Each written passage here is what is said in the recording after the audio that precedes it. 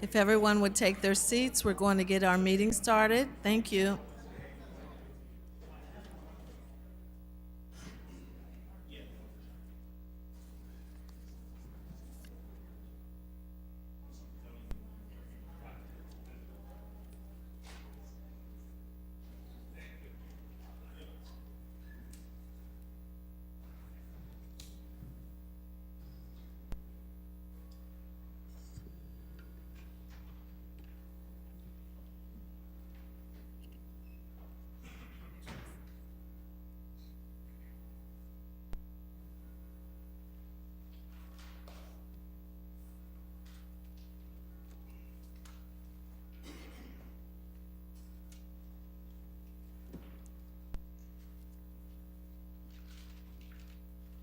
Good evening, everyone.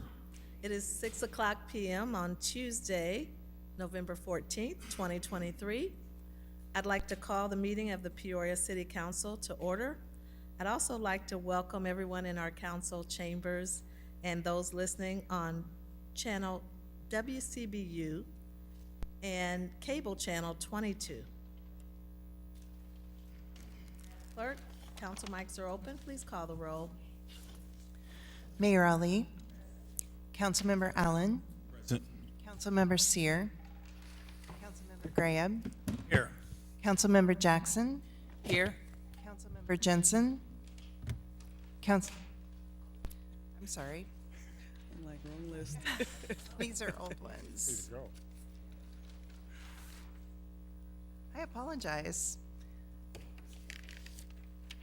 Councilmember Jackson, Councilmember Kelly, Here.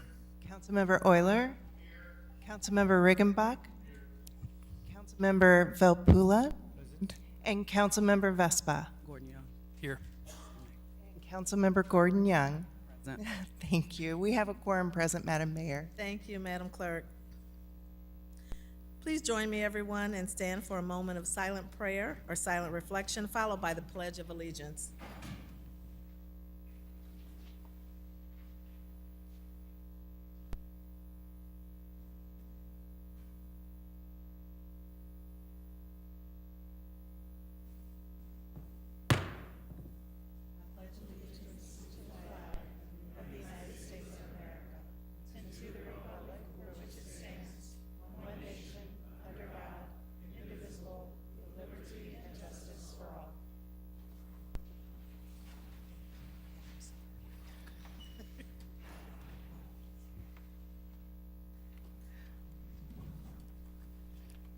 Madam Clerk?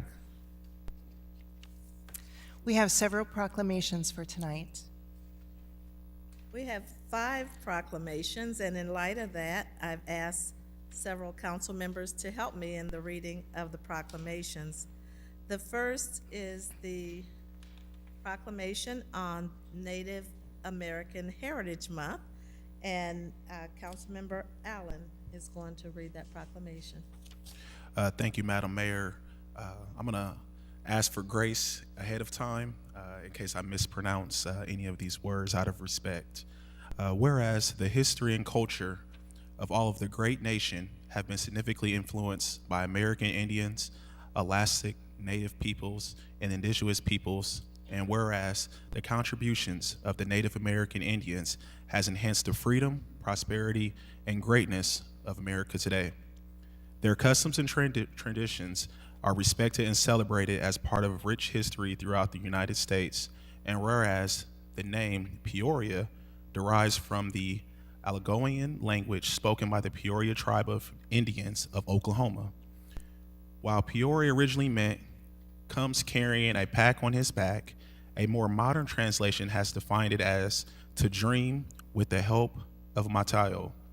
And whereas we recognize the Native Americans who live in Illinois and contributed to the community's cultural legacy, we acknowledge those who have made their home here first: the Sauk, the Masaki, the Potawatomi, Kickapoo, Winnebago, Cahokia, Kawakasa, and Peoria, among others.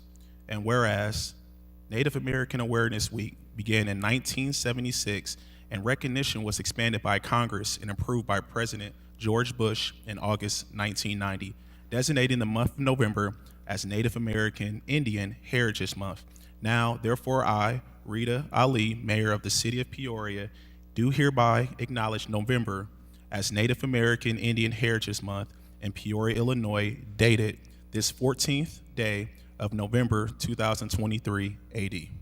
Great job. Thank you.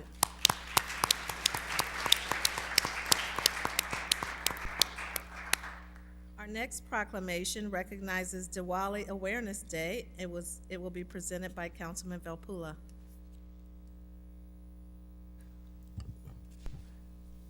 Whereas Diwali, a festival of great significance, is celebrated annually by millions of Hindus, Sikhs, Jains, and Buddhists throughout the world. Diwali is a festival of lights when celebrants light small oil lamps, place them around the home, and pray for knowledge, peace, and universal well-being. And whereas the word Diwali is a shortened version of the Sanskrit term Deepavali, which means row of lamps. The row of lamps symbolize the light of knowledge and truth within the individual that signifies the destruction of all negative qualities such as violence, anger, jealousy, ignorance, greed, fear, or suffering. Diwali celebrates the victory of good over evil. And whereas the Hindu, Sikh, Jain, and Buddhist communities, which are comprised of mostly Indian and South Asian Americans, as well as other diverse races and ethnicities, constitute a vital part of Peoria's diverse ethnic and social fabric, and whose languages, cultures, and religious beliefs have enriched our communities. And whereas Diwali is celebrated by Hindus as a day of thanksgiving for the homecoming of Lord Rama and the beginning of the new year for many Hindus. For Sikhs, Diwali is celebrated as the day that the sixth founding Sikh Guru, Guru Hargobind, was released from captivity by Mughal Emperor Jahangir. For Jains, Diwali marks the anniversary of the attainment of moksha or liberation by Mahavira, the last of the Tirthankaras, the great teachers of Jain Dharma, at the end of his life in 527 BC. For Buddhists, especially the newer Buddhists, Diwali is commemorated as Ashok Vijayadashami, the day the great emperor Ashoka embraced Buddhism as his faith. Now, therefore, I, Ritali, Mayor of the City of Peoria, Illinois, do hereby recognize November 12th, 2023 as Diwali Awareness Day in Peoria, Illinois, dated this 14th day of November 2023 AD.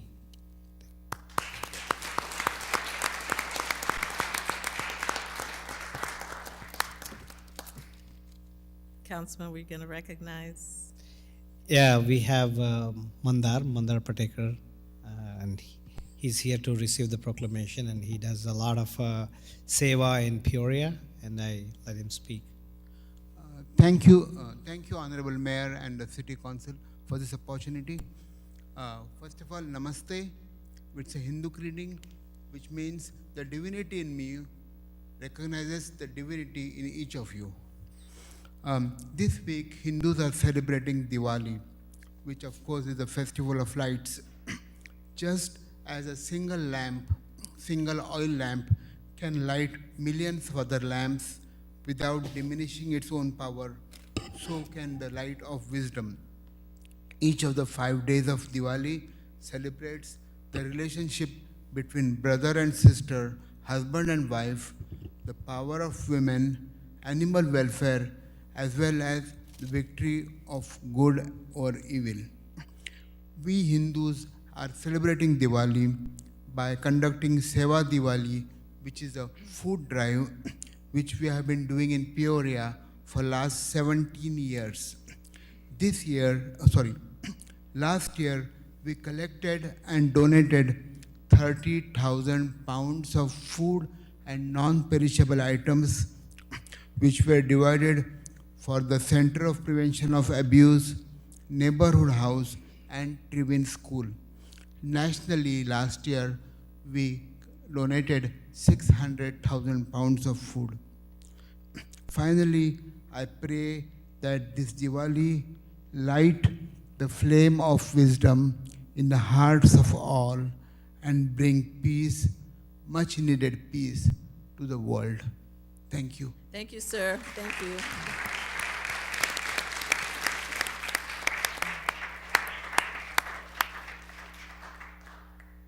Our next proclamation recognizes the Community Festival of Nativities. We have present Corey Wurzbacher and Rick Simpkins, and Councilmember Kelly is going to present the proclamation. Thank you, Madam Mayor. Whereas December 25th is the day Christians celebrate the birth of Jesus Christ as Christmas Day. Whereas the story of the Nativity and the events surrounding the birth of Jesus Christ are important to the religious celebrations at Christmas, and whereas St. Vincent de Paul Catholic Church, Holy Family Catholic Church, All Saints Greek Orthodox Church, Peoria Heights Congregational Church, Mount Holly Community Church, and the Church of Jesus Christ of Latter-day Saints have joined together to present the Community Festival of Nativities, now in its 8th year. And whereas visitors from the greater Peoria area, Bloomington Normal, Naperville, and beyond will enjoy hundreds of nativities on display from around the world. And whereas this year, an outdoor live nativity with animals from Barnyard Discoveries to celebrate the 800th anniversary of the first creche by St. Francis of Assisi will be displayed, along with the historic St. Mary's Cathedral Nativity, sacral cubism artwork by world-famous painter Georges Coco, and the eclectic nativity collection of St. Bede's Academy of Peru, Illinois, will be on display in addition to over 2,000 pieces from Diana Lange Fontanini collection, Roland Johnson's beautiful ink mosaics, and a display of artwork by local school children. There will also be performances from local musicians, and children will enjoy a scavenger hunt and bingo. And whereas the Church of Jesus Christ of Latter-day Saints is hosting this year's event titled O Holy Night at their place of worship, 3700 West Reservoir, November 30th through December 3rd. This is a free event and open to the public. Hours and information may be found at communityfestivalofnativities.com. Now therefore, I, Rita Ali, Mayor of the City of Peoria, Illinois, do hereby recognize the Community Festival of Nativities in Peoria, Illinois, dated this 14th day of November, 2023 AD. Thank you.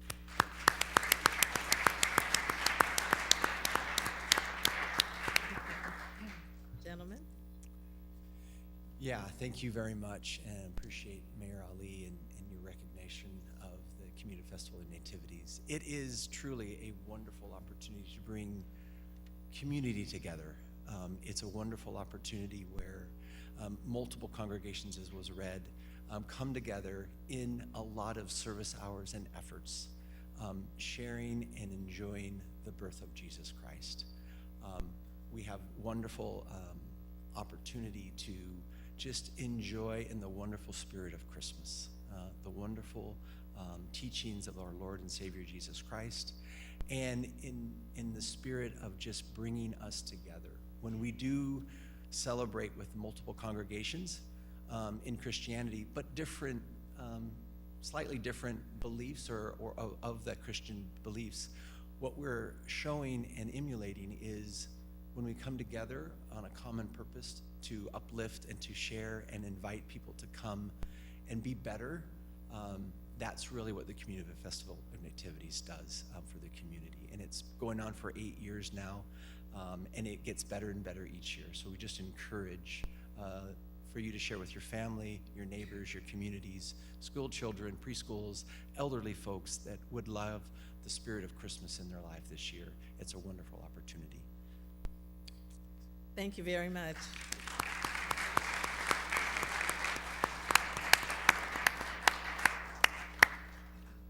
Our next proclamation recognizes National Apprenticeship Week, and we have Mr. Benjamin Nix Jr. and Tori Davis. Mr. Nix is the Employment Services Program Manager for Illinois Department of Employment Security, and Mr. Davis is the Business Services Manager for Illinois Department of Employment Security, the Northwest region. We have Councilman Riggenbach going to read that proclamation. Thank you, Madam Mayor. Whereas National Apprenticeship Week is celebrating its 9th anniversary of raising awareness of the vital role registered apprenticeships provide in creating opportunities by allowing apprentices to earn while they learn and preparing a pathway to good quality jobs, well-paying careers in Peoria and across the nation. And whereas registered apprenticeship programs enable employers to develop and train their future workforce while offering career seekers affordable paths to secure high-paying jobs. And whereas Peoria recognizes the role of registered apprenticeship in expanding opportunities in our workforce that are inclusive of individuals who have been historically underserved, marginalized, and adversely affected by persistent poverty and inequality, thus providing a path for all qualified individuals, including women, youth, people of color, rural communities, justice-involved individuals, and individuals with disabilities to become apprentices and contribute to America's industries. And whereas Peoria recognizes that registered apprenticeship, a proven and industry-driven training model, creates access to good-paying, family-sustaining jobs for all, starting with youth and young adults, while addressing some of our nation's pressing workforce challenges, such as rebuilding our country's infrastructure, addressing critical supply chain demands, supporting a clean energy workforce, modernizing our cybersecurity response, and responding to core economy issues. Now, therefore, Rita Ali, Mayor of the City of Peoria, Illinois, does hereby recognize November 13th to November 19th, 2023, as National Apprenticeship Week in Peoria, Illinois, dated this 14th day of November, 2023.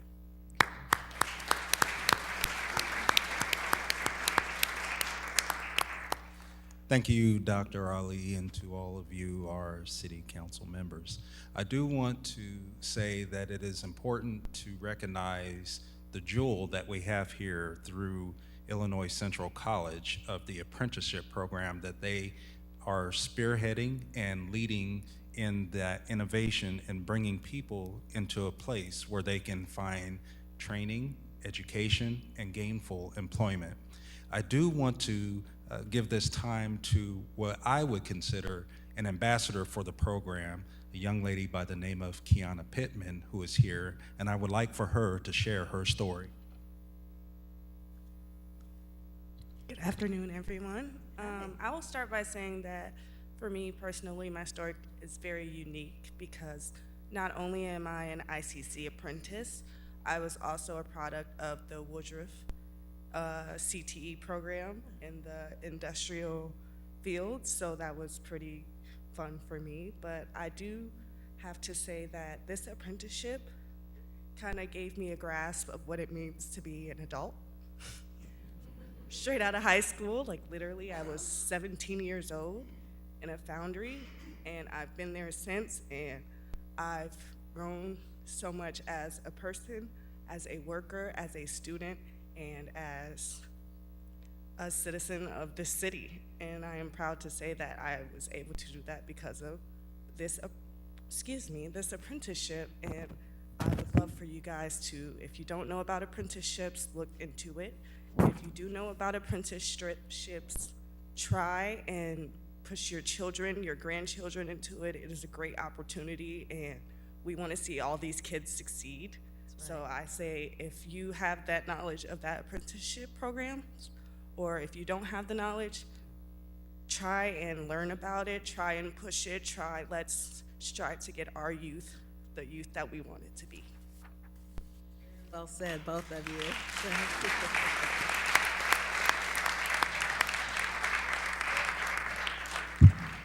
I also have a representative from the local business that is working with Kiana. Mr. Zach Bell is here from Allcast, and I would like for him to give you a few words from the business perspective of the apprenticeship program.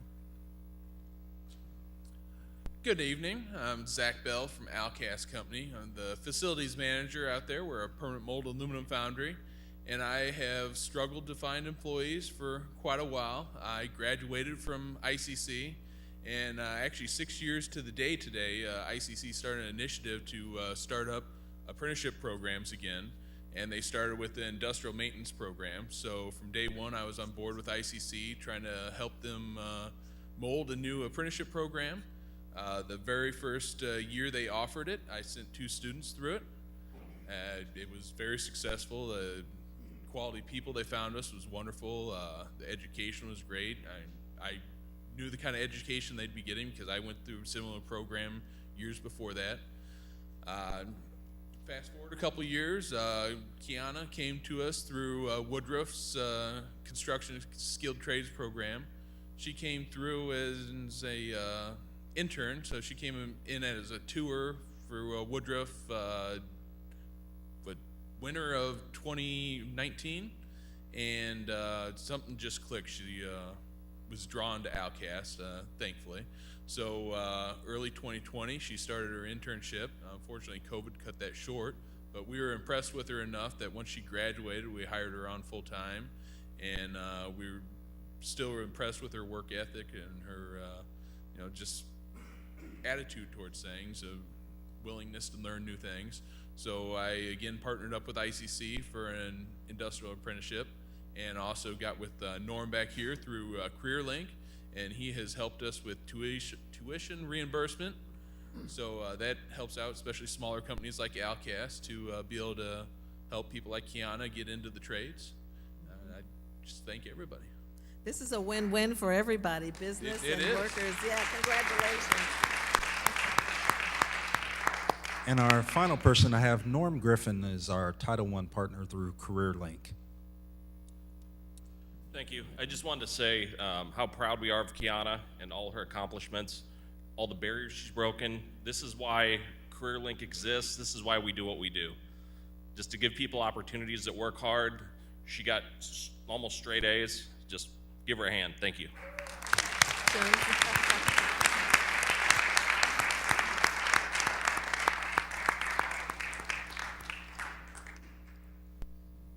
Exciting. Our last but not least, our proclamation recognizes our Civic Leadership Academy, and I would ask that Nick Rabulid and all the graduates, I think you're going to be graduates right after today. All the graduates come up to the podium, please.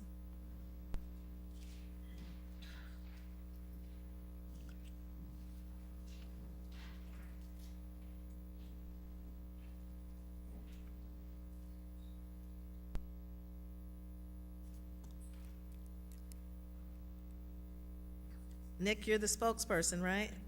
Okay. Whereas the City of Peoria is committed to partnering with other local units of government to best serve our community, and whereas the City of Peoria has again partnered with Peoria County to offer a combined Civic Leadership Academy, and whereas Civic Leadership Academy is a community education course that raises awareness of the responsibilities of local government and the services that we offer. Whereas Civic Leadership Academy allows participants an opportunity to experience local government in a unique hands-on environment through a series of 2-hour sessions And whereas many elected and appointed officials have given of their time to present the sessions to interested and involved citizens, and whereas the participants had an in-depth look at local government facilities, including the fire department, police department, emergency communications center, public works, city hall, courthouse, jail, coroner's office, and animal shelter.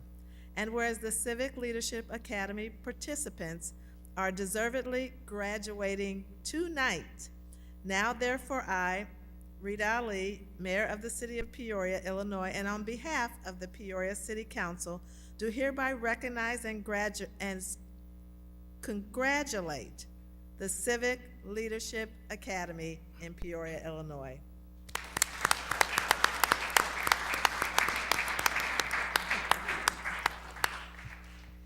Thank you, everybody. I just wanted to say thank you again. This program would not be possible without City Council, of course. Mayor Ali, I appreciate it.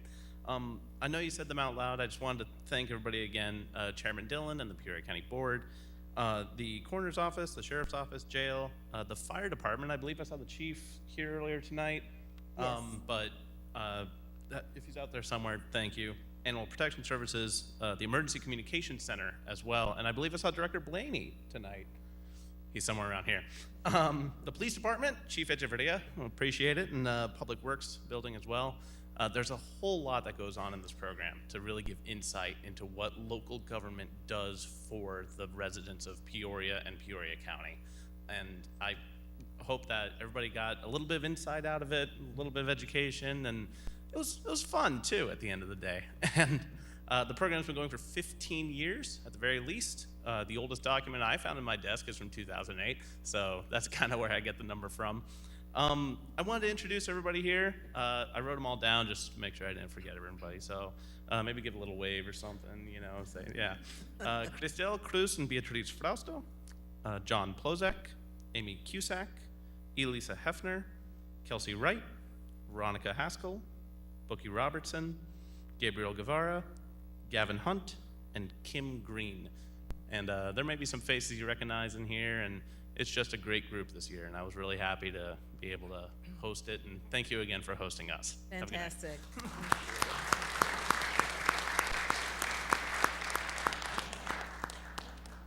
Keep in mind that we have commissions, and we're always looking for people to serve on city commissions.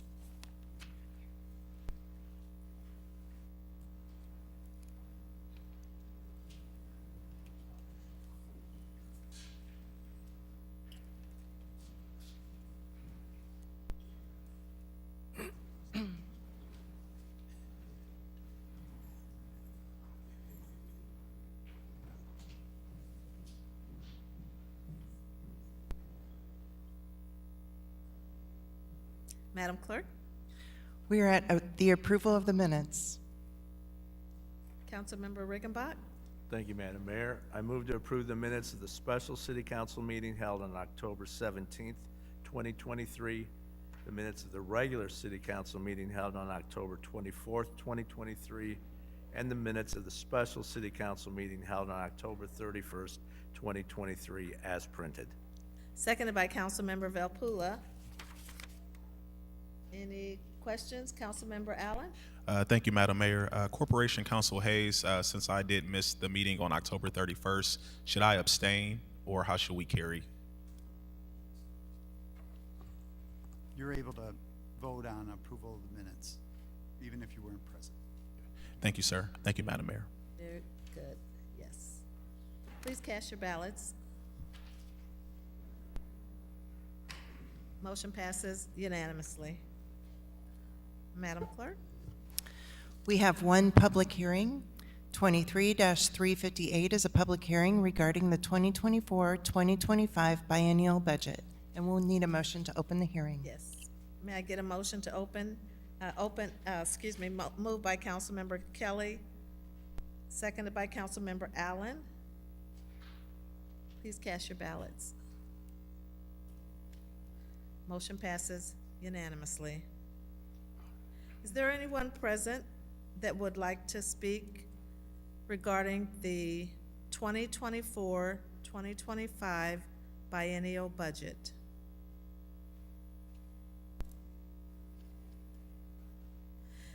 Is there anyone present that would like to speak regarding the 2024-2025 biennial budget?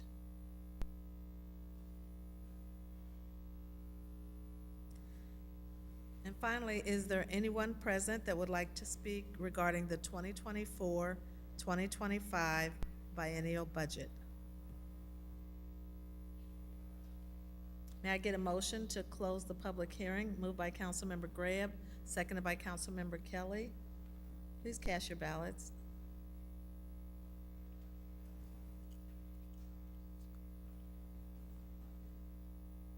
Motion passes unanimously. Madam Clerk? We are at the town portion of the agenda.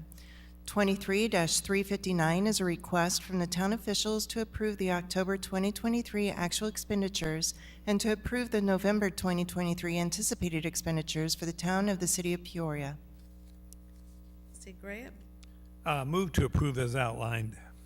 seconded by Trustee Jackson. Any questions, comments? Please cast your ballots. Motion passes unanimously. 23-360 is a communication from the Town Officials Budget Committee with a request to adopt an ordinance levying and assessing taxes for the fiscal year beginning April 1, 2023 and ending March 31st, 2024 for the General Fund and the Illinois Municipal Retirement Fund of the Town of the City of Peoria, Peoria County, and State of Illinois in the amount of $333,966. Trustee Graham, Move to approve as outlined by our city clerk. seconded by Trustee Gordon Young. Any questions, comments? Please cast your ballots. Motion passes unanimously. Madam Clerk? The last town item is 23-361, a communication from the Town Officials Budget Committee with a request to adopt an ordinance levying and assessing taxes for the fiscal year beginning April 1, 2023 and ending March 31st, 2024 for the General Assistance Fund of the Town of the City of Peoria, Peoria County, and State of Illinois in the amount of $1,004,080. Trustee Graham, Move to approve as articulated by our city clerk. seconded by Trustee Kelly. Any questions, comments? Please cast your ballots. Passes unanimously. Madam Clerk? We are on to the city portion of the agenda. We are at the consent agenda. 23-362 is a communication from the City Manager and Director of Community Development with a request to approve the funding recommendations from the Home for All Continuum of Care for the 2024-2025 Emergency Solutions Grant. 23-363 is a communication with a request from the CDBG Public Services Commission to approve the 2024 Community Development Block Grant Public Service Funding recommendations in the amount of $269,400. 23-364 is a communication with a request to approve the removal of intersections located at West Aiken Avenue and South Steubenville Street, West Aiken Avenue and North Sand Street, as well as West Aiken Avenue and South DuSable Street from the list of brick-maintained streets in the City of Peoria Maintenance of Brick Streets Policy. 23-365 is a communication with a request to approve change order number 1 to the contract with Illinois Civil Contractors, Inc. to authorize the final payment of the Combined Sewer Overflow Control Project Year 1 in the amount of $138,036.35. 23-366 is a communication from the City Manager and Director of Public Works with a request to approve the following.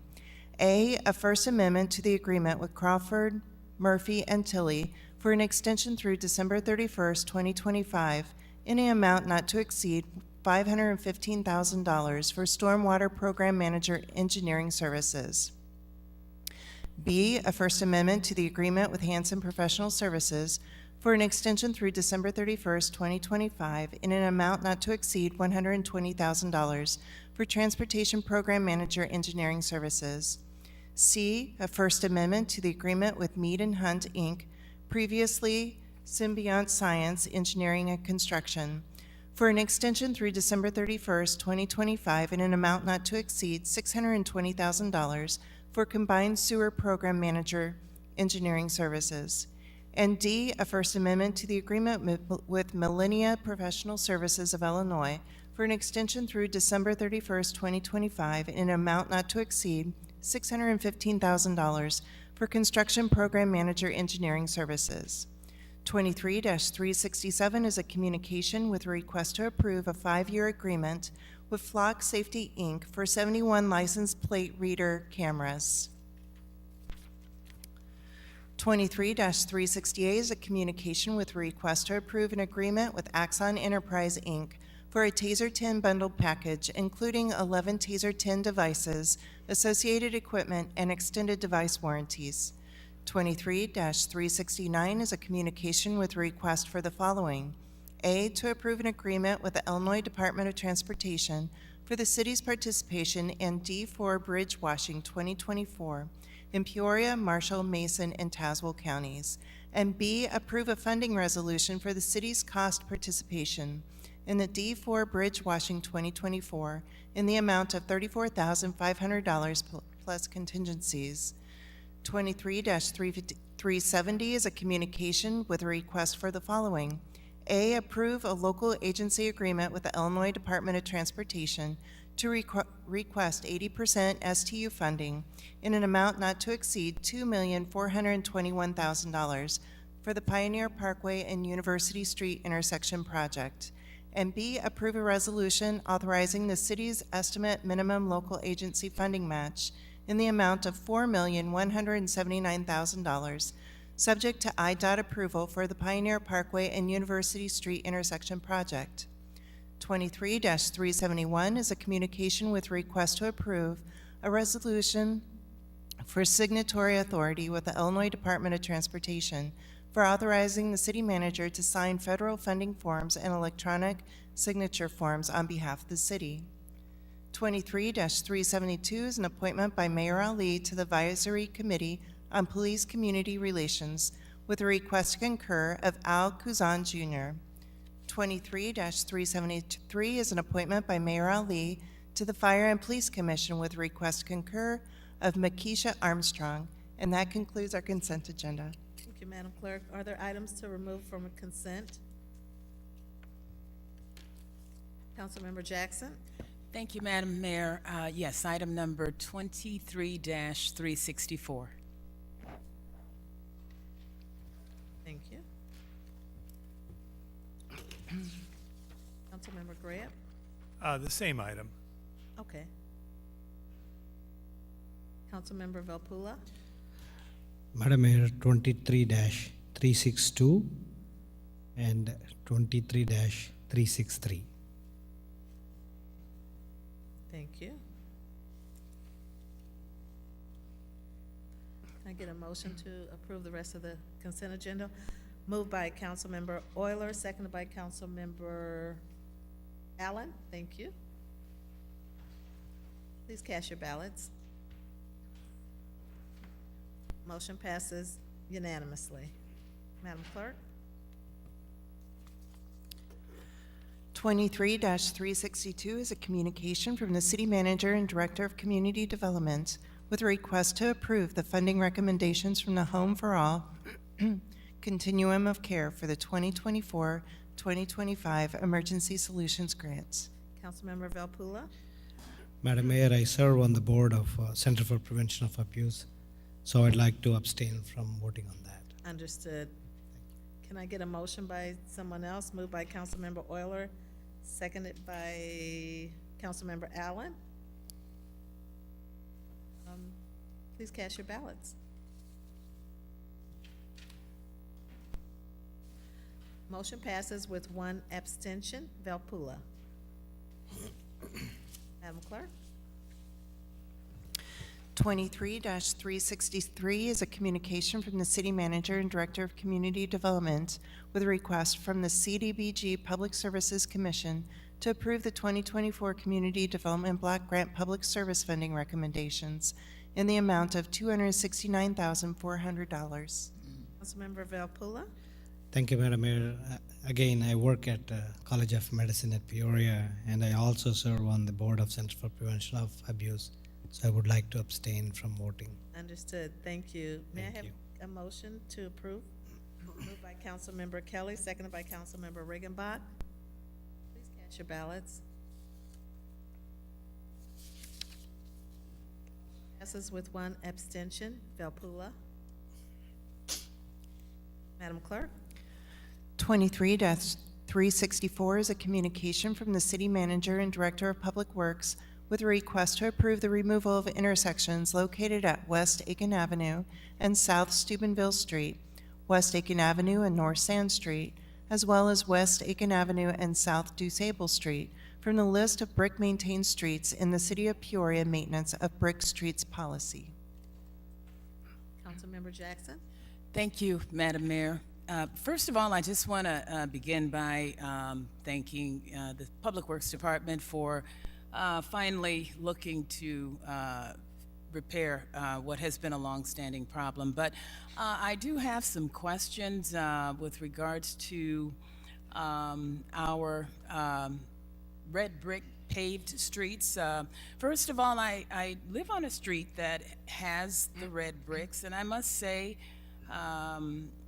despite the age, I believe they're an asset for our community, an asset that has held up very well in many, many places. And as we look towards redevelopment, I think in the interest of continuity, and if I'm not mistaken, these areas we're talking about repairing are not substantially large areas. And given the durability of some of these streets to continue to, be maintained and uphold the weather, I was just kind of wondering why we have not chosen to replace these small areas with red bricks in the interest of continuity as we look to redevelop some of these areas. One in particular, Adrian Hinton, is not too far from Allen Academy, and most of that entire roadway is still intact with the exception of the interstate area down where they're talking about repairing. And it's not a very large area, Mayor, but I'm just thinking, and I did look over the background information talking about the cost, but I've often wondered, we've torn down McKinley, we've got bricks all over the place. I always look at opportunities for repurposing, and I believe these areas would serve well if we could find some way to repurpose, reuse some of those bricks, and maintain the old character of those streets, which I believe are a wonderful asset to our older communities. So I would love to see, and I appreciate the fact they're fixing it, because the intersection is terrible on Aiken, where in the middle where it intersects with I can't remember. I want to say I can't remember. Yeah, but if we could find a way to repurpose some of these bricks that we have, as you know, we had thousands of bricks that were demolished when McKinley was torn down. So if there's some way we could find to repurpose and just for the sake of maintaining this wonderful old asset within our older communities, I think it would serve us well, especially as we look towards the future, towards redevelopment and at some point putting new homes in those areas. So if there's some way we could find a way to repurpose those bricks, Director Powers, and I can't imagine the cost would be that expensive. We're not talking about huge areas. And in these areas, most of the roadways are still intact, with the exception of those areas where, there are bumps and things of that nature. Director Powers. Madam Mayor, Council, Mr. Manager. Actually, Councilman, that's the intent of the Brick Street list, is to protect those streets for a historic, in that kind of state. That's the whole idea. That in and of itself, as was pointed out today, is somewhat dated. Actually, the manager pointed out, I think it was crafted in 1988. A lot of things have happened since 1988 relative to even how we can lay brick. So it's not as expensive as it used to be. It used to be, most people were discounting brick streets just because it was very labor intensive, because they had to be done by hand. Now they actually have equipment that can lay brick. There's permeable pavers that take on a brick look, in that to your very point. So it is about cost and keeping that, and actually keeping the historic flavor of a neighborhood and street, but they do not do well with snow plows, things like that. They just don't hold up. The plows actually destroy them. So that's really what this was about. And then we actually, in this particular instance, we did a survey of the residents and asked them what their preference would be. And the majority wanted them restored in concrete, not brick. So that's the reason we're actually doing this, is because, and that's why we're asking for it to be removed from the list, is because the survey showed the majority of the residents wanted it restored in concrete, and none of them voted to keep the brick. So that's why we are at this point, on this particular point. But I agree with you about maintaining brick streets, hence that's the whole idea of the brick street list. You know, there were not a lot of respondents. 42 surveys were distributed, and you know, I venture to say there's not as many homes in that area as there have been. And I know there was some question about whether or not the residents were not able to pay for that, and I get that. But when we're talking about a community, Director Powers, that is probably, as we all know, one of the most impoverished, among the most impoverished in the country, people cannot afford to pay out of their pockets, unlike residents who might live in the north part of the city. So, you know, I have to say, in all due respect, I don't think we should expect people in that particular area to have to come out of their pocket because they cannot afford to. We're talking about 61605, and I'm sure, sir, maybe these decisions were probably made with that thought in mind. I cannot afford to do this. So I'm just looking at the overall aesthetics of the neighborhood. You know, when you look at streets that are primarily Aiken, up and down, from top to bottom is all brick. And so I'm just saying, in the interest of continuity, the character of the neighborhood, I don't think these people made a decision based on their ability to pay, because most of them probably cannot afford to pay. So I just think most people would appreciate maintaining the look of the community based on how most of those streets in that area have been built. So I would hate to see this project go forward. You know, we have streets in areas, especially on these bricked roads. It would be different if it were an asphalt road, but when you do something like that on a red brick road, it just takes away from the overall aesthetics and the beauty and the character. And I would just hate to see that happen, given the fact that I think we've got a couple of streets. I mean, we've got some older neighborhoods up in Manor Parkway where they've chosen to put the pavers. But what I'm saying, sir, is we have bricks that could probably be repurposed, and I'd be even willing to go so far as to say, if they can't afford to pay it, maybe we could look at whether or not there might be TIF funds available to help defer the cost. I would just hate to see those roads destroyed like that, taking away from the aesthetics and the character. you know, and I've been kind of watching. I say that because I love the bricks on my street. I've watched some of the road repair projects in some areas. Like I said, it would be different if it were asphalt, but we're talking about red paved, and we're not talking about large areas, Director Powers. They're not very big areas. I'm not disagreeing with you, Councilwoman. I don't disagree. The decisions were made based on cost, and brick streets do not hold up to modern equipment like plows. They do settle. It's no more than a monetary decision. There was no decision beyond that other than what we asked the neighbors through the survey. That was the only determining factors. I don't think plowing is going to have a terrible effect. We're talking about a small area. The city still has to come and plow the entire streets of those areas. And we're talking about just a small area, Mayor. We're not talking about so to me, that's not a factor because. Plows do. Oh, I get it. That's why What I'm I'm saying saying, the sir, plows damage the road. It's not damaging the plow. The snowplow damages the brick streets, is my point.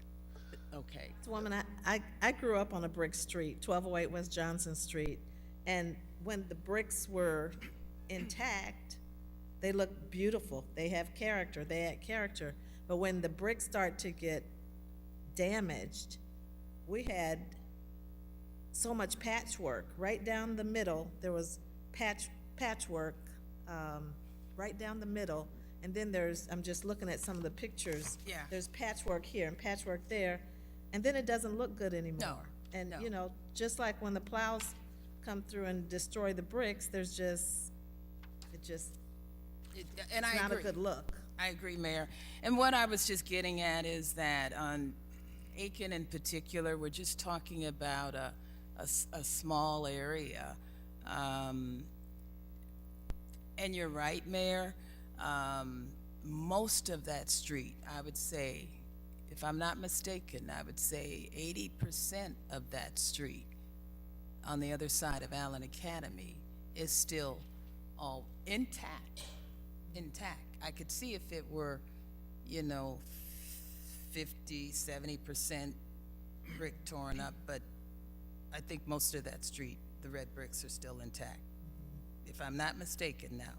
I would just, and I'm not suggesting that we do it in every area, but I would, just in streets where most of the street, we're talking 80%, maybe more of the street is still red brick and still intact. It would, I don't know. Mr. Manager? Mayor, and Councilwoman, I think what we can do, as the director mentioned, cost was one of the factors here. Let us come back to you in 2 weeks. I don't think 2 weeks is going to hold this up, but we can come back to you and just at least identify what the cost of the repair would be, what the cost of the removal would be in going to a concrete street. And then lastly, we can look as well, since this is in the CSO area and this is being used, we're using CSO dollars on this, we can look at what the cost would be to put in permeable pavement, or permeable pavers, which we've done on some streets in the south side. At least you can get some understanding of what those costs are as we go forward with that. We'd be happy to put that together for you. Okay, that's fair. And let me ask you this, Director Powers. How are the brick streets on snow? Just because when I grew up on the brick streets, we slid up and down. They were very slippery in terms of drivability. So you're correct. You would think that they're permeable. They are not, because of years of sitting there. It's compacted. It's not, the base is not what we are seeing with permeable pavers. They actually collect ice in the cracks, and they are very slick. And again, they're not permeable. They're red clay.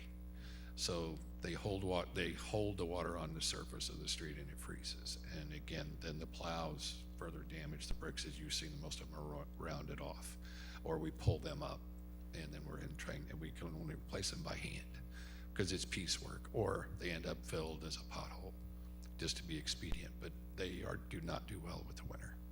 Hence, that's why they've gone away from them. And then the overall cost of maintaining a brick street. Okay. Do you want to move to defer for 2 weeks? Yes, yes, I would like to.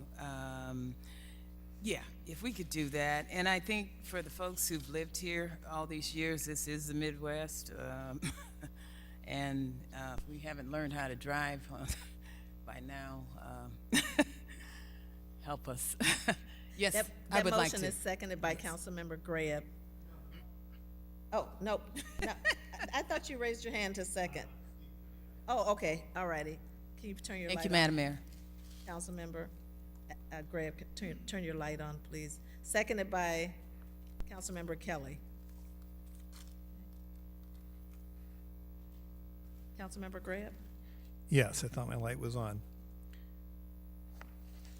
This is not an accurate memo.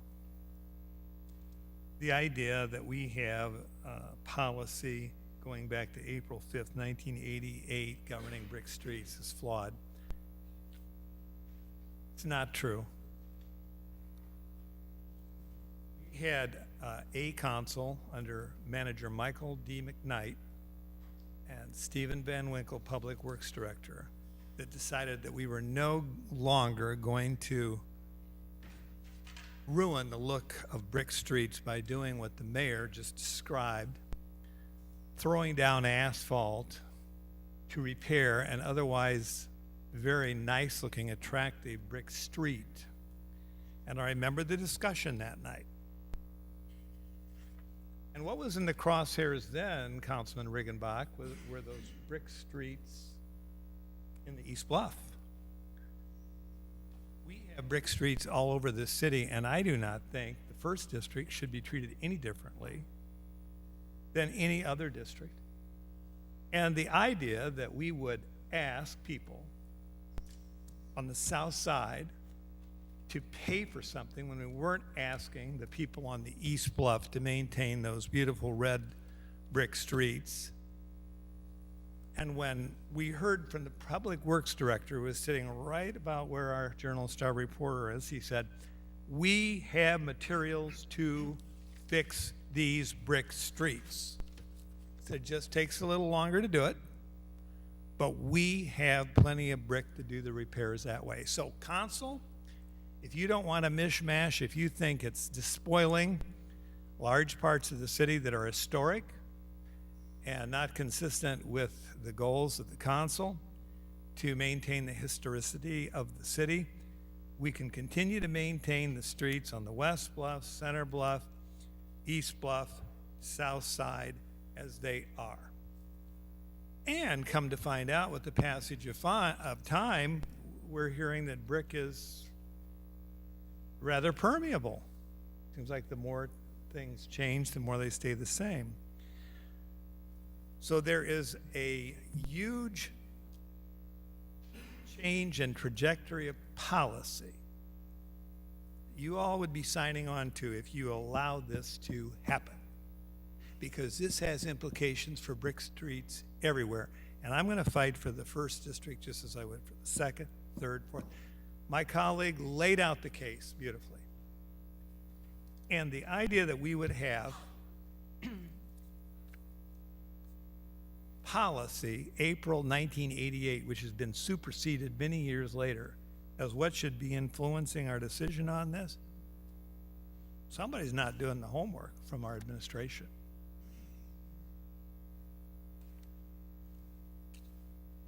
And yes, nobody wants to see asphalt thrown down. We could do that all over town where we have red brick streets. That's what we were trying to stop when we had this discussion under Michael McKnight's regime with Steve Van Winkle as Public Works Director. And that's been official policy since. It has been our policy since that we maintain the brick streets. Don't let them do that to you. Thank you. You're welcome. Councilmember Kelly? Thank you, Madam Mayor. I'd just like to remind everybody that the motion on the floor is to defer, and that's what we're discussing. I have plenty of wonderful things to say about this, but it doesn't have to do with the deferral. That's what is under discussion now, and I plan on saying some things at new business about this, but right now we're supposed to be discussing the deferral, not the original motion. Thank you, Madam Mayor. You're welcome. Councilmember Grant. You've done this before, Councilman Kelly. You can discuss what is pertinent to a deferral, especially when information is to be brought back. It would be totally inappropriate not to, after a motion to defer is made, not to bring to the attention of this body additional information that the administration should be aware of, and it should be so publicly stated. I've heard this over and over again. It's not accurate. When there's additional information that needs to be brought, we can talk about a motion to defer. And wouldn't it be a shame if we didn't have that ability to do so?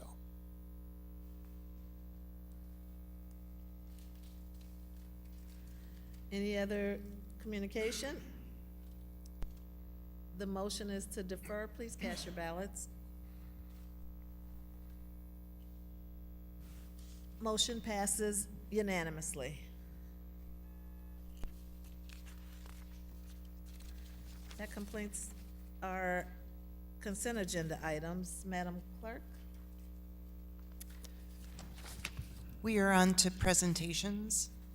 23-374 is a communication from the City Manager and Chief of Police with a request to receive and file the No More Public Transparency Dashboard presentation. Mr. Manager. Sorry. Thank you, Okay, Madam there we Mayor. We do have our police chief and representatives of the police department here. They're going to walk through the transparency dashboard presentation for you, so I'll turn it over to our chief.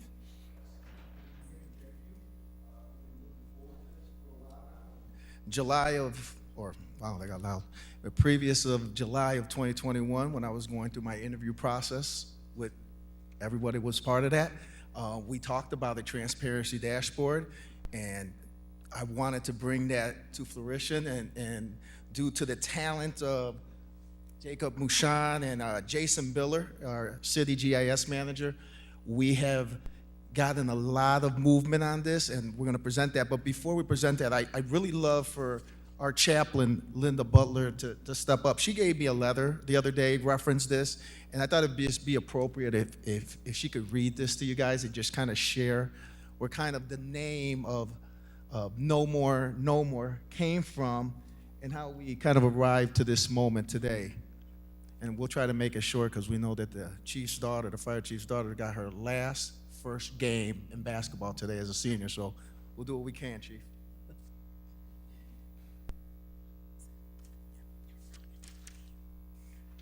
Good evening, everyone, and I am going to take the opportunity before I begin to say that I live on a brick street, so I will be following that issue. Good evening, Mayor Ali, City Council members, and also special recognition and acknowledgement of my district representative, Councilman Chuck Greb. I am Pastor Linda Butler, a volunteer chaplain with the Peoria Police Department since November 2021. A year ago, my then 96-year-old mother, Estella Jackson, asked me about community awareness of Black boys and men dying and killing each other. After over 75 years of living in Peoria, she spoke with great disappointment and desperation. She said there was a time in this community where Black families, churches, and leaders would not have tolerated such behavior. She was referring to our ethnic group being responsible for closely 100% of the shootings. That evening, during a lengthy conversation, she kept asking me questions about how the issue could be addressed. For the next couple of weeks, her questions played over and over in my mind. A sense of urgency grew within me. Of course, as a pastor, I expected a God response, and it came with 4 phrases: know the data, share the data, own the data, and change the data. Each phrase connecting a pathway to a change in community safety. After a few months of talking with Chief Echeverria and Mary Peterson, Community Relations Crime Prevention Manager, those 4 phrases were condensed to no more, which is an empowerment phrase with action resulting from knowledge, value of community, and the use of resources which can produce a change in the data of shootings and deaths that have been highlighted in Peoria since 2021.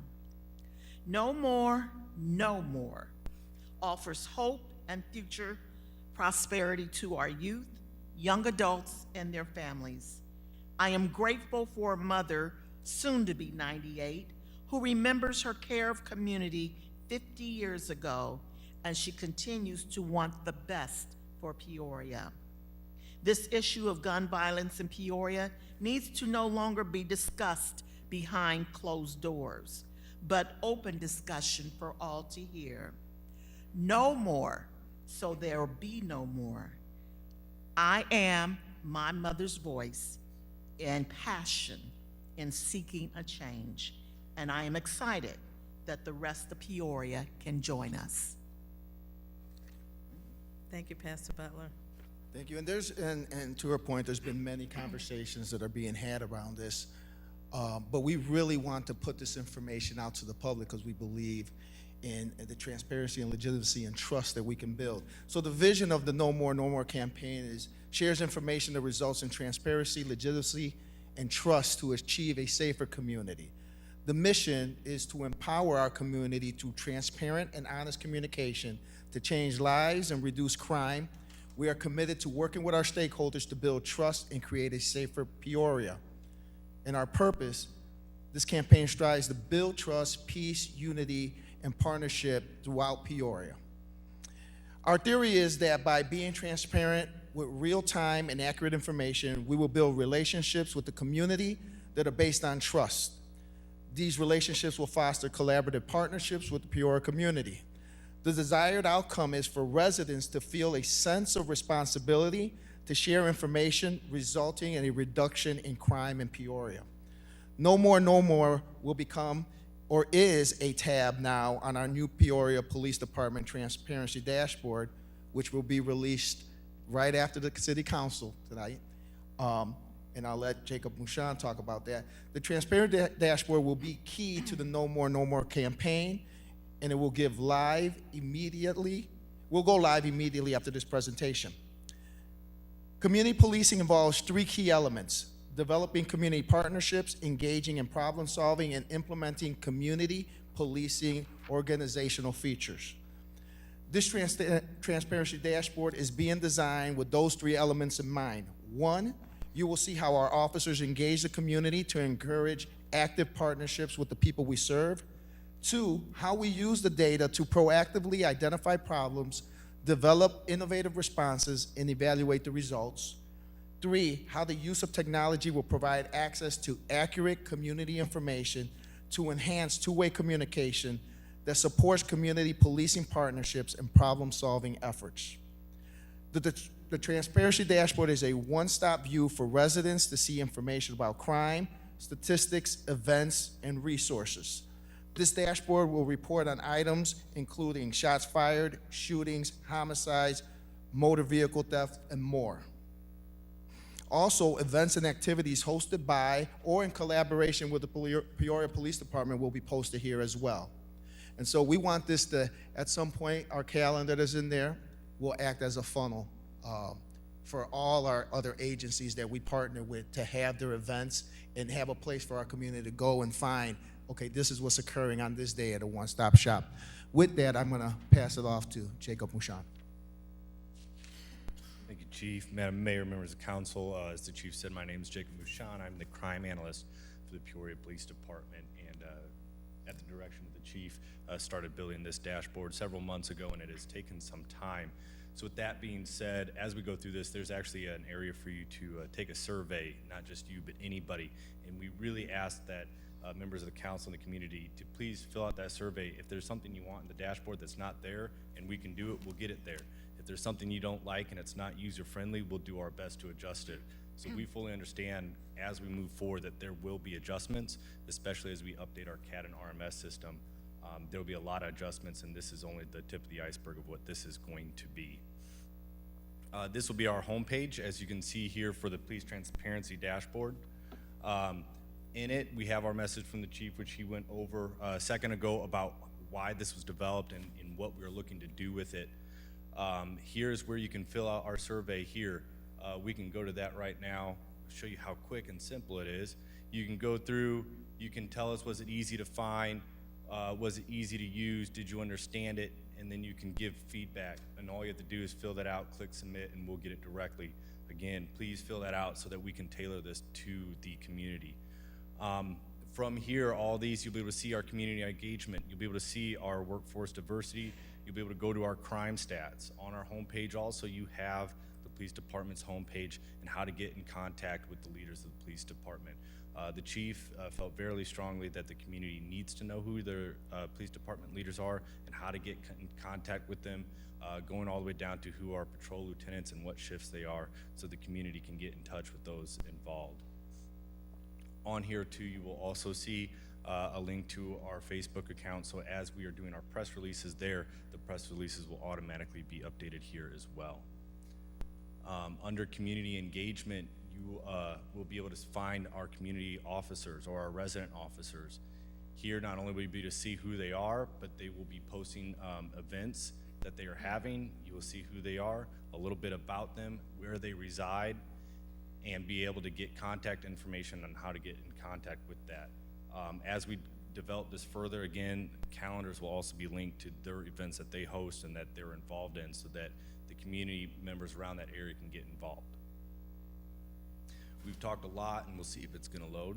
Here we go. We talked a lot about our Peoria, the police department chaplain program. Again, more information on who our chaplains are, what church they belong to, and more, again, another opportunity to get to know those who work within our police department, including our volunteer chaplains. We get a lot of requests about our neighborhood associations. Who are they, where are they at, and what they do.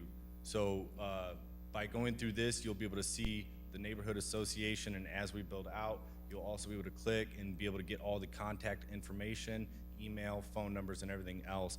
This also will go into our crime stats, where you'll be able to look at our crime stats by the neighborhood associations. We also here have a police interaction survey. This survey was developed not just for good interactions, but if you have a bad interaction, we want to know that too. We do want to know the good interactions too, so we can properly give credit to all the hard work and good work that our officers do on a daily. This, again, will be a direct alert, so anytime you fill out a survey here, we'll get a direct alert and be able to go through that. This was a little bit of the events calendar that the chief was talking to.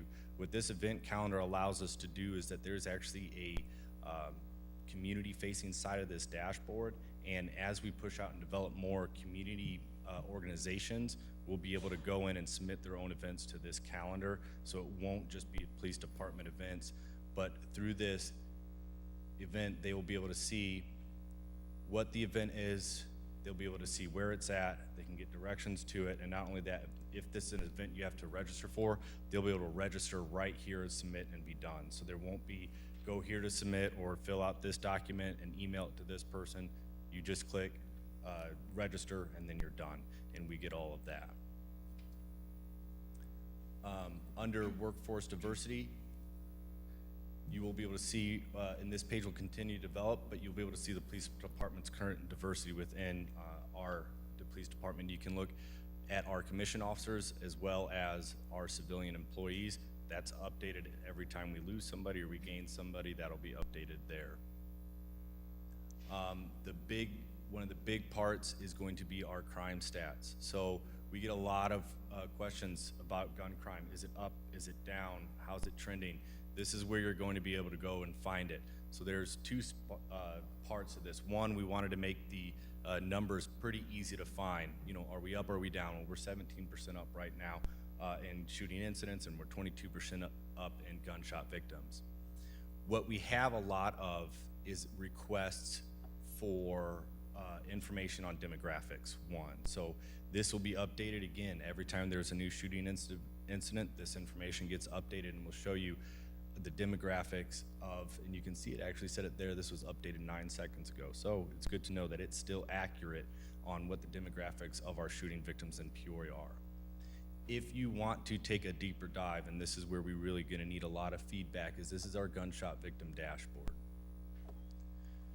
What this dashboard is going to allow our users to do is filter through a lot of different data and export that data and use it in any way that they really want to, whether it's for grants, whether it's for education, or whether it's for personal use. So right here, what you're seeing right now is all of our gunshot victim data from 2013 to present, year to date right now. Everything on the right are filters. So you'll be able to search through and you'll say, I don't want to look at the last 10 years, I just want to look at the last 4. So now you just have the last 4 years. And then you want to look at maybe a specific race and say just African American. And then you say you want to look at a specific gender and say just African American males. So all of this is up to the user on what they want to look through and how they can get that data. We have our charts here looking at year, month, and day of week. Everything expands so it's easy to see and easy to use. All of this data can be exported, and then we can reset everything as well so that we don't have, and we can go back to the beginning, because what we really want when we say giving ownership back to the community, if you want to look at a certain, maybe your address, you can type in your address down here and get up to a 2,500 feet, which is a half-mile radius of your house. The other thing, or whatever address you put in, the other factor is that we can see that there's a major hotspot here and you want to get all that information. We can adjust all of our filters and just drop a pin and it'll pull all that information and show you that there's been 142 shooting victims in a half-mile radius of that location in the last 10 years. All of that information can then be exported for the user's use. So we get a lot of requests for this for grants and other ways to submit the data. Now our users can go through this and sort through it themselves, but more importantly, it's used for studies in a lot of other different areas with that. Under that as well, we have a shot spotter alerts dashboard. So this will be updated every single morning, looking at how many shot spotter alerts we've had this year, year to date, this month compared to last month. We'll show you how many rounds have been fired this year comparatively to last year. As we get further in this dashboard, we will be creating a more live shot spotter dashboard, which those will be updated not immediately, as it could create an officer safety issue, but it'll be updated within about an hour or maybe a little bit more of an actual shot spotter alert, so you can get real-time data as quickly as possible on the shot spotter alerts we have. We also have a shot spotter dashboard, much like our gunshot victim dashboard. This will allow users to pull that data again and look at it in much of the similar fashion. You can look through the last 10 years, which is as long as we've had it. You can look through single shot alerts or multiple gunshots alert, probable fire alerts, and you can also look through and again do by address or by location. We get a lot of requests for shot spotters. Another feature that's coming that's not in right now that will be is we're looking to put our school districts in there as well as our neighborhood associations. We really want the school districts in there as a safety thing to look and see what is going on directly around those school districts. When is it happening? And this is also used, this is how we also use it for a lot of police staffing. Where do we need to put our officers and when? This is much the similar way that we do that is we just start breaking all that information down rather quickly.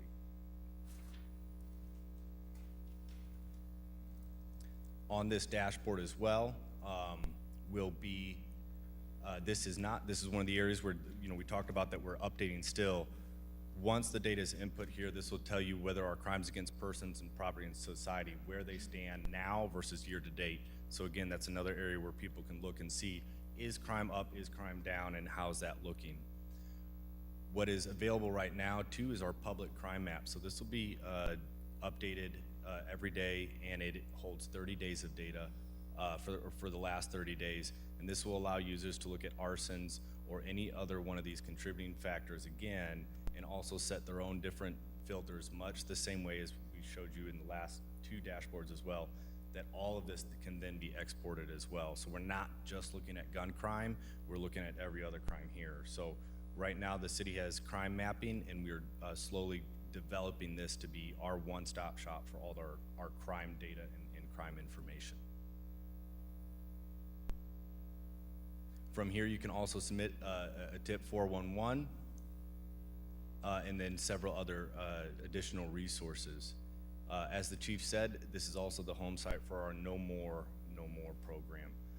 This will be our umbrella for getting all of our information out, how to get the community involved, and where to go to find that information.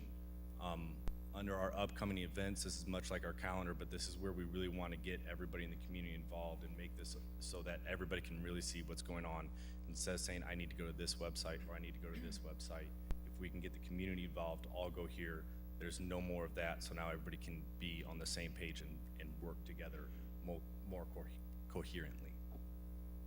With that, that is all I have on it. Yeah, so just before you have any questions, because I'm sure there's some questions, this is a work in progress. We got the bulk of it, but we know there's going to be more things that'll come up. There's going to be things that council members, maybe the mayor or the city manager would want to see on here. Please take a look at this. If there's something else that intrigues you and we are able to get it on there, we will. We have some other things that we will further down the road we'll put on there. And some of our internal affairs things that we have at the agency, we'll at some point have some of that on there. But we really wanted to get this information out sooner than later.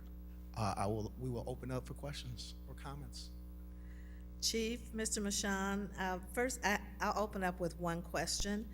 But first I want to say this certainly exceeds my expectations. It's very comprehensive, very impressive. I'm somewhat of a research junkie, so I can't wait to get my hands on it, filter. But I'm wondering, how labor intensive is this? How much, do you have to upload all the information manually? Is some of it uploaded automatically? Or is it gonna take somebody constantly putting calendar information in there, putting shot spotter information in there? How labor intensive is this?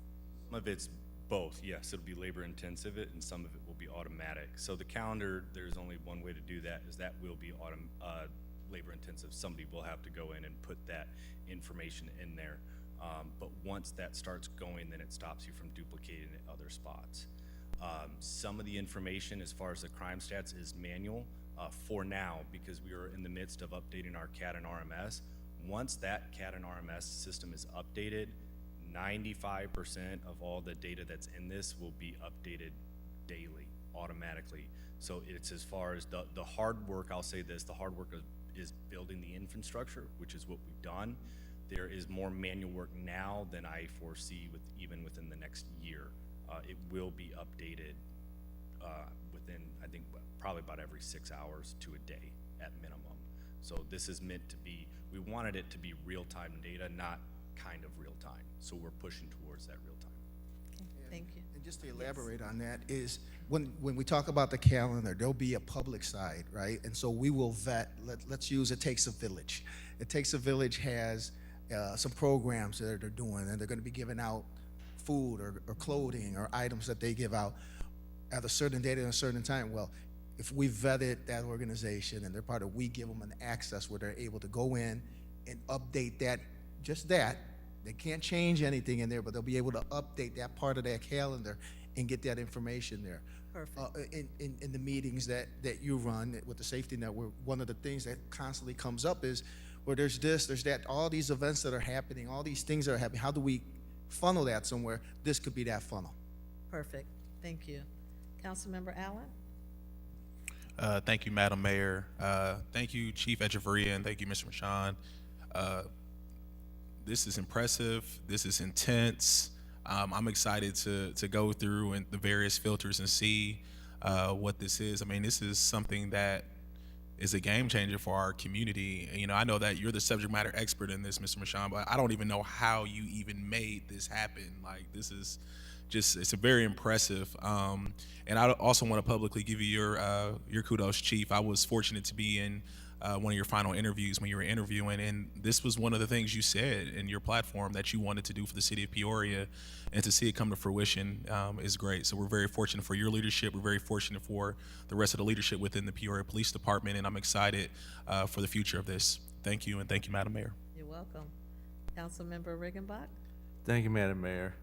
I can only echo the remarks thus far. I mean, what an amazing tool. And Mr. Mushan will remember you when you were presented on ShotSpotter a couple months ago with the detail and the clarity which you made a complicated presentation. So thank you for your continued work on this. And as far as the user-friendly ability of this, I'll test it and let you know, okay? So, but I am interested again, and think the updating that you just referenced to the mayor's point is going to be critical, because if this is data from last week or something, people are going to just kind of slough it off. So having that update is critical, and the events calendar, I really am excited about that, because that's something some of us has talked about for a long time. People always talk about the things that our nonprofits and organizations are doing, but nobody knows where to find it anymore,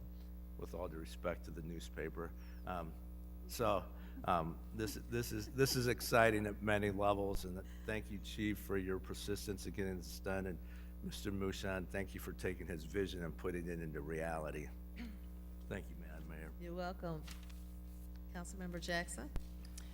Thank you, Madam Mayor. And just to echo my colleagues' comments, this is a wonderful tool. I just had two questions. One was, well, how do you hope to market this and to who? You know, I'm just thinking of some of the neighborhood associations that are very active. And secondly, information about crime-fighting activities. Oftentimes people have questions about what's going on or nothing's happening. Is that the kind of information the public could expect to find on something like this or not? Or is it too, are the crime-fighting activities? I guess I need a little bit more understanding what you mean by that. People ask about things like, well, the cure-all, or the, you know, what's being done. You know, you hear questions like that.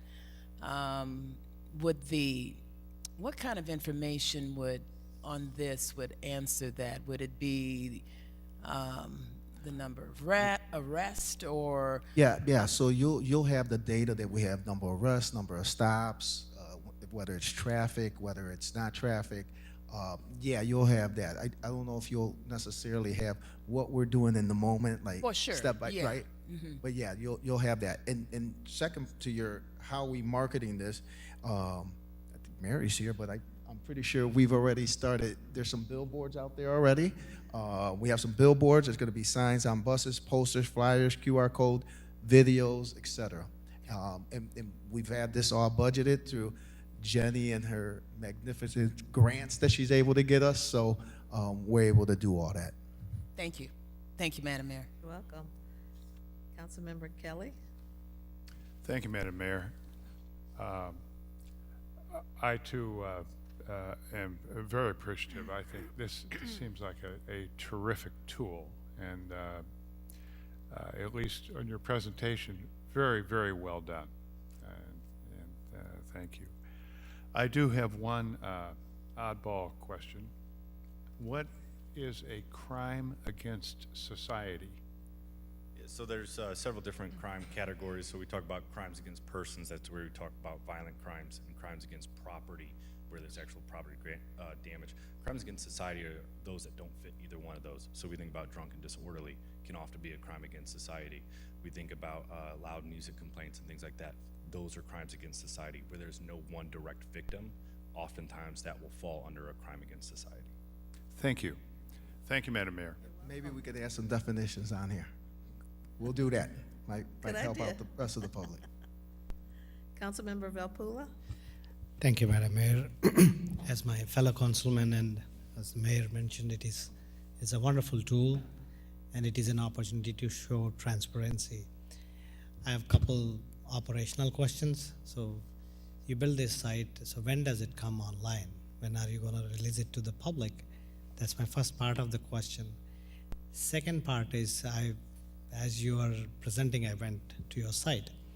So there are several things that you need to have a login ID. So is it given for a public interface that whatever you showed will be demonstrated on the site, or it's only for the sake of knowledge purpose?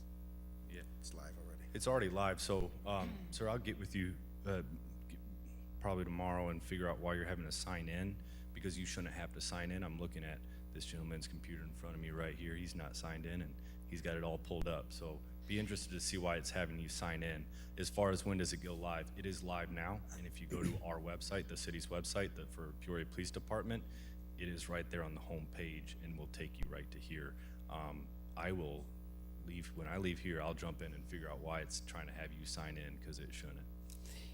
That's you can come and look over my iPad. It's exactly showing that. The second follow-up question, probably it's not a follow-up question, it's a suggestion. If you look at the crime stats, so it's always good to have a national average, but what I really think would help us is to show what are the stats in Peoria for the past 10 years. If you scroll up, you can see a bar graph, and this is the national average, I guess. This is our yearly gunshot victims. Yeah. So basically, if that is the case, I would really like to see, I work in this field, so yes, the bar graph on the y-axis should be something else, not year versus year. Okay. Yes, sir. Yeah, we can make that fix. Yeah. So. Yeah. Again, no, I see what you're saying. Yeah, and we'll change that. And I actually really I didn't consider putting in a national average comparing us, so people can fully understand, yes, we're up, but where are we nationally? So I'll definitely start working on that right away. And if it is not a time-taking effort, maybe if there is a way we can play around, at least for the past 5 years, to see what happened in the past 5 years. Yes. Where are we averaging in the 5 years? That makes it more, I would say, interactive with the community, and also gives a sense of pride that whatever we are spending on these crime reduction programs is really being fruitful for us. So that really gives a sense of success in this area. I mean, it's a hard thing it's very hard to do that, but again, if you can do that, it'll be more and more user friendly. Well, it is a hard thing to do, but I do know we can do it, and I look forward to working with you to make sure that we can do it right. Because this is the insight that I really look forward to getting back as we push this out. Like we said, we know there's going to be changes, and we know we missed things. We just don't know what we missed, and that's certainly something we missed, and we'll work to correct. Right. Thank you, Madam Mayor. Thank you, Chief. Councilmember Gordon-Young. I echo the sentiments of everyone. Outstanding job. I started to have a bit of a feeling that caused a bit of anger when I'm looking at the crime statistics. And I want to remind us all why we have this in place. It's one thing to hear about a shooting or know about one or a victim here and there, but when you look at this collectively in this small community with this large problem, thank you for outlining it so that we can see it. And I also want to thank Pastor Butler's mother. I think that was amazing and spot on. We need all hands on deck. So again, thank you for the work that you all have done, but as a community, we have work to do together. Thank you. Thank you, Madam Mayor. You're welcome. Okay, thank you very much for this outstanding presentation. I would ask council to move to receive and file. Moved by Councilmember Euler, seconded by Councilmember Allen. Please cast your ballots. Motion passes unanimously. Madam Clerk. We are at regular business. 23-375 is a communication from the City Manager, Director of Public Works, and Corporation Counsel with a request for the following. A, approve the purchase of real estate located at 1725 Southwest Washington Street for the amount of $50,000 plus closing costs not to exceed $2,500. And B, adopt an ordinance amending the City of Peoria 2023 revised budget relating to the Warehouse District TIF for the purchase of property in the amount of $52,500. And item B requires 2/3 vote of the council members voting, no less than 6. Mr. Manager? Thank you, Madam Mayor. I'll turn this over to Director Powers, but just to orient everyone to this, this is our Public Works facility on Washington Street. A. Miller and Sons was the junkyard that was right next to that on the same block as that Public Works facility. They've gone out of business at that location, and so this was an opportunity for us to acquire this piece of property. I'll turn it over to the Public Works Director to explain a little bit more about what we'll be utilizing this for if you approve it. Again, thank you, Mayor. Thank you, Mr. Manager, Council. The manager outlined the opportunity pretty clearly, and frankly, we need storage. That's what we will be doing with it. We've done initial environmental assessment. We don't think there are issues there. There were some tanks in an adjacent property at one time, which won't be affected, especially since we're going to be basically paving it, which in essence is a remediation action that you can use for a parking lot. So our idea is to take and store equipment. If you've been to Drees, you know that's what we're lacking, is the place to put equipment and store it in the off season. So that is our primary use. It is adjacent to our existing facility there, or the existing property, and that is our purpose. So really the only improvement we'd be doing would be in-house and do paving. Corporate Counsel Hayes? Thank you, Madam Mayor. I'd just like to point out on the budget amendments on tonight's agenda to require 7 affirmative votes. Thank you. Okay, thank you. Any questions for Director Powers? Can I get a motion? Moved by Councilmember Euler, seconded by Councilmember Velpula. Any discussion? Please cast your ballots. Motion passes unanimously. Okay, put your seatbelts on, everybody. We got 9 more regular agenda items. Okay, Madam Clerk, Counsel Hayes. That'll require a vote on the separate items, both A and B. Oh, I'm sorry, that was for A. I'm sorry, Councilmember Euler. Okay. Seconded by Councilmember Allen. Please cast your ballots. Passes unanimously. Thank you for catching that. Madam Clerk? 23-376 is a communication from the City Manager and Chief of Police with a request for the following. A, accept the fiscal year 2023 Edward Byrne Memorial Justice Assistance Grant from the Bureau of Justice Assistance of the Department of Justice in the amount of $91,915. B, adopt an ordinance amending the City of Peoria 2023 revised budget relating to the general fund to recognize the receipt of grant funding from the Bureau of Justice Assistance, providing the fiscal year 2023 Edward Byrne Memorial Justice Assistance Grant in the amount of $91,915. And item B requires 2/3 vote of council members voting, no less than 6 votes. C, approve and authorize the city manager to execute an intergovernmental agreement between the City of Peoria and the County of Peoria under the fiscal year 2023 Edward Byrne Memorial Justice Assistance Grant in the amount of $36,766. And D, approve the distribution of funds to pay for a portion of the new server used to store security camera video footage from the police department, City Hall, and various locations throughout the city in the amount of $55,149, utilizing the fiscal year 2023 Edward Byrne Memorial Justice Assistance Grant. And we need a vote on each item. Okay, Mr. Manager? Thank you, Madam Mayor. I'm going to turn the floor over to the Chief to explain this item. And I'm going to turn the floor over to Jenny Orgiza, who I've spoken about many a times, but she has the opportunity to speak today. She's the grant manager, and she's got all this information. We're just talking about JAG. Okay, so in this grant, what we're going to do is we're going to pay our portion. So we bifurcate this with the county. they get 40%, we get 60%. We're gonna take our portion, we're gonna upgrade our server. The rest of the server is being paid for out of grant funds as well.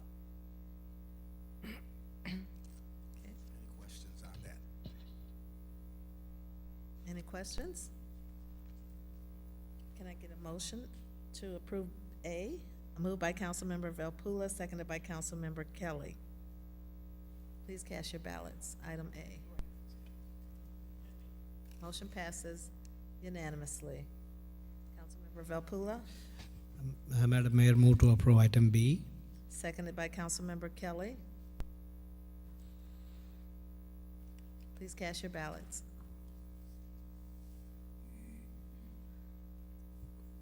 Motion passes unanimously. Councilmember Velpula, Move to approve item number C. seconded by Councilmember Kelly. Please cast your ballots. Motion passes unanimously.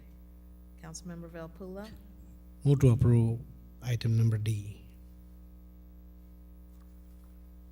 seconded by Councilmember Kelly. We're going faster than the system.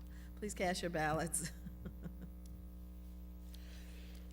Passes unanimously. Chief? Madam Clerk? 23-377 is a communication from the City Manager and Chief of Police with a request for the following. A, to accept the Organized Retail Crime Grant from the State of Illinois Office of the Attorney General in the amount of $130,000. B, adopt an ordinance amending the City of Peoria 2023 revised budget relating to the capital fund to recognize the receipt of grant funding from the State of Illinois Office of Attorney General's Organized Retail Crime Grant in the amount of $130,000. This item requires 2/3 vote of council members voting, no less than 6 votes. And C, approve the distribution of funds to purchase 12 automated license plate readers in the amount of $30,000 with the Organized Retail Crime Grant. And we will need separate votes on each. Chief? Yes, ma'am. So in the last year or so, we've really seen an uptick in retail thefts, and really working hard to work with our retail establishments to try and curtail that, make arrests. I'll have Jenny come back up and talk about what this organized retail crime grant is and how we received it, and then I'll have Captain Briggs, who oversees our LPRs, kind of talk about locations and why we're putting LPRs in specific places. So this was an exciting grant for us because this was actually invitation only. This wasn't something that we applied for and had to compete for. We were invited by the Attorney General to apply for these funds. And so, excuse me, and so receiving these funds was super exciting for us. And we received $130,000, which is kind of amazing.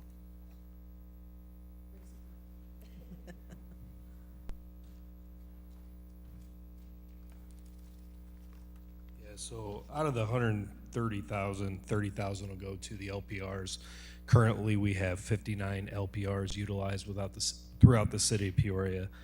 This 30,000 will give us 12 more, and we're going to focus on the retail locations. And a lot of times we see people from outside the city coming into our jurisdiction, hitting our retail locations, and then immediately fleeing the city. So we are going to utilize these 12 LPRs on the well, not the interstate, but the on-off ramps of the interstate system 74 and Route 6 coming directly into our areas with our main retail locations.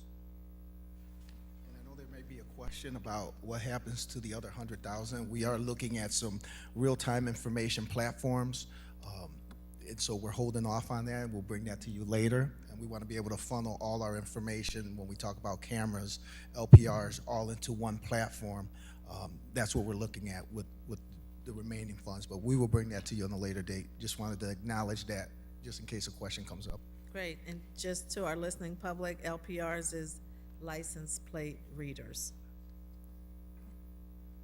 If there's no questions from council, I would ask for a motion to approve, moved by Councilmember Kelly, seconded by Councilmember Graham.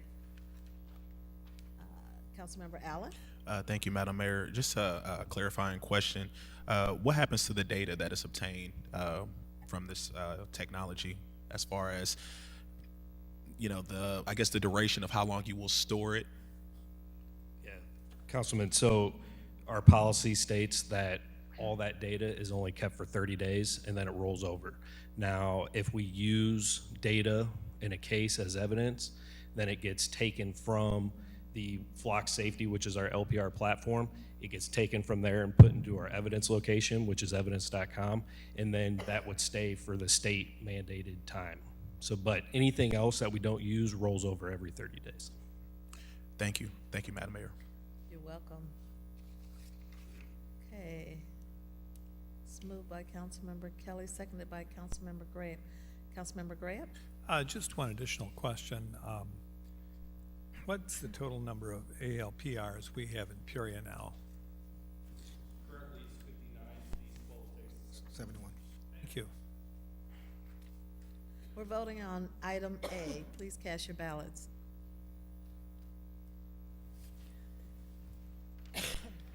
Motion passes unanimously. Councilmember Kelly, I move to approve item B. seconded by Councilmember Graham. Okay, please cast your ballots. Motion passes unanimously.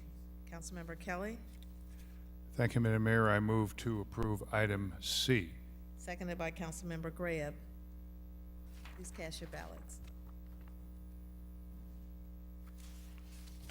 Motion passes unanimously. Thank you. Madam Clerk?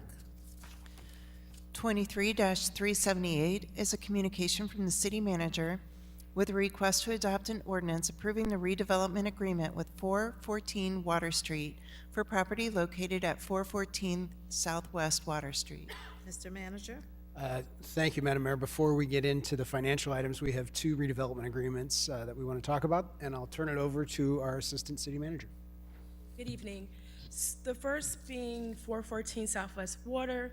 This property, if you are not familiar, is kitty corner to the former Hooters building. It's right off of the riverfront. This is exciting, I would say exciting project, as it is a mixed-use development, which is about 20,000 square feet.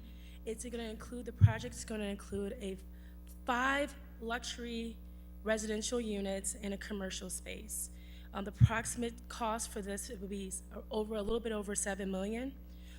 As well, the city will be allowing the sale of up to no more than 15 feet of property for them to be able to put up fence and any additional greenery around the property. This would be the life of the TIF. Any questions?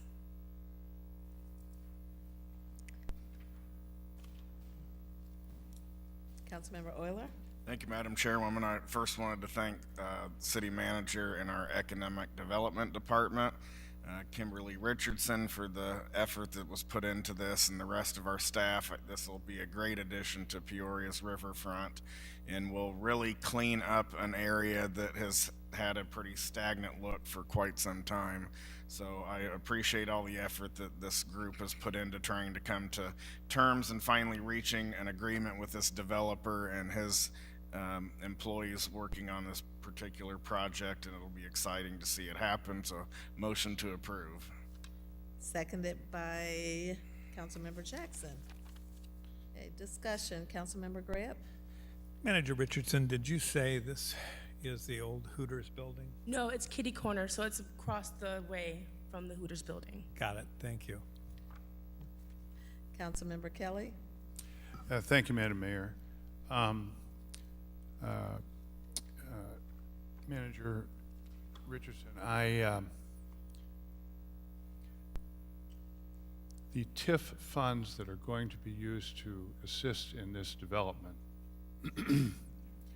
are these going to be forwarded to the developer before they are realized, or will they be forwarded to the developer once they are realized? This will be once the project is completed. There is approximately $1 million of property tax increment that would be generated. And the way that our structure of the agreement is that they will receive 50% of the tax increment generated throughout the remainder of the TIF, life of the TIF. I understand that. When will the funds, will we send out the funds in anticipation No. of the $1 million? Or will we, and my question is, will we do that, or will we only forward funds once received from tax payments? I'm going to say no to your first part of the question and yes to your second part. Thank you. Thank you, Madam Mayor. You're welcome. Councilmember Allen? Thank you, Madam Mayor, and thank you for this. This is very exciting, and I agree with my colleague, Councilman Euler, in an area of the riverfront that's been pretty stagnant. I know that this obviously isn't the old Hooters building, but the old Hooters building gets a lot of attention because it's been vacant for some time. I don't know if you can let the cat out the bag, but do you see any type of now interest in that space because of this potential development? We consistently have interest in that space, and as you all may not know, that is a property that the city owns. It's currently, as we have it structured, it's for lease, so we're not looking to sell that property, recognizing where it's situated. So we continue to entertain individuals, and we have it as an RFP for any developer or any interested parties who may want to look at that property for development. But for the most part, we've only seen interest as continuing to keep that as a restaurant. But hopefully we can find a tenant that is the appropriate use for that space. Yeah, no, absolutely, especially when we think about the future of our riverfront development plan and want to have the right tenant go in that space. But thank you for this, and thank you, Madam Mayor. If there's no more questions, please cast your ballot. Motion passes unanimously. Madam Clerk? 23-379 is a communication from the city manager with a request to adopt an ordinance approving the redevelopment agreement with Peoria Innovation Hub, doing business as Distillery Labs, located at 201 Southwest Adams Street. Assistant City Manager Richardson? Yes, so this redevelopment agreement is with the Peoria Innovation Hub, also known as Distillery Labs. They are currently in the process of renovating 201 Southwest Adams. They're in the current process of appealing their tax exemption status with the state. And so while they're going through that appeal process, they requested from the city if we can enter into a redevelopment agreement. And what we're requesting is reimbursement of 100% of the TIF generated from the remainder of that particular TIF as well. The redevelopment, though, I want to be clear, if they win their appeal from the state and get their tax exemption status of nonprofit tax exemption status, the redevelopment agreement does require them to reimburse the city for 100% of their upfront costs that we provided them and any additional costs or payments.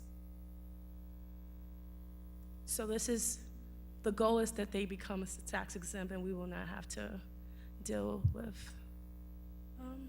keeping their agreement as is. We want them to be tax exempt. Councilmember Kelly? First, Madam Mayor, I'd like to move for approval, and then I have a comment if there is a second. Okay, is there a second? Seconded by Councilmember Valpula. Councilmember Kelly? Thank you, Madam Mayor. Assistant Manager Richardson, how is it determined that developer A has a 50% reimbursement and developer B a 100% reimbursement? I would tell you that we typically, most of our agreements, especially when it comes to private development, we do a 50% reimbursement. That is our practice. This is a unique situation that our goal is that they do become tax exempt and reimburse us, and then this agreement is null and void because their property would not generate any taxes. So because of the uniqueness of this particular request, we are definitely going outside our practice, but the goal hopefully is that they become tax exempt And then if that happens, they will reimburse the city back for any funds that they requested. But they're going through the appeal process, and until that has been determined, we want to make sure that they have some support, because this has been treated as a nonprofit generating project. So they're not a private developer, such as the other RDAs that we bring in front of the council. Okay, but if they lose their appeal,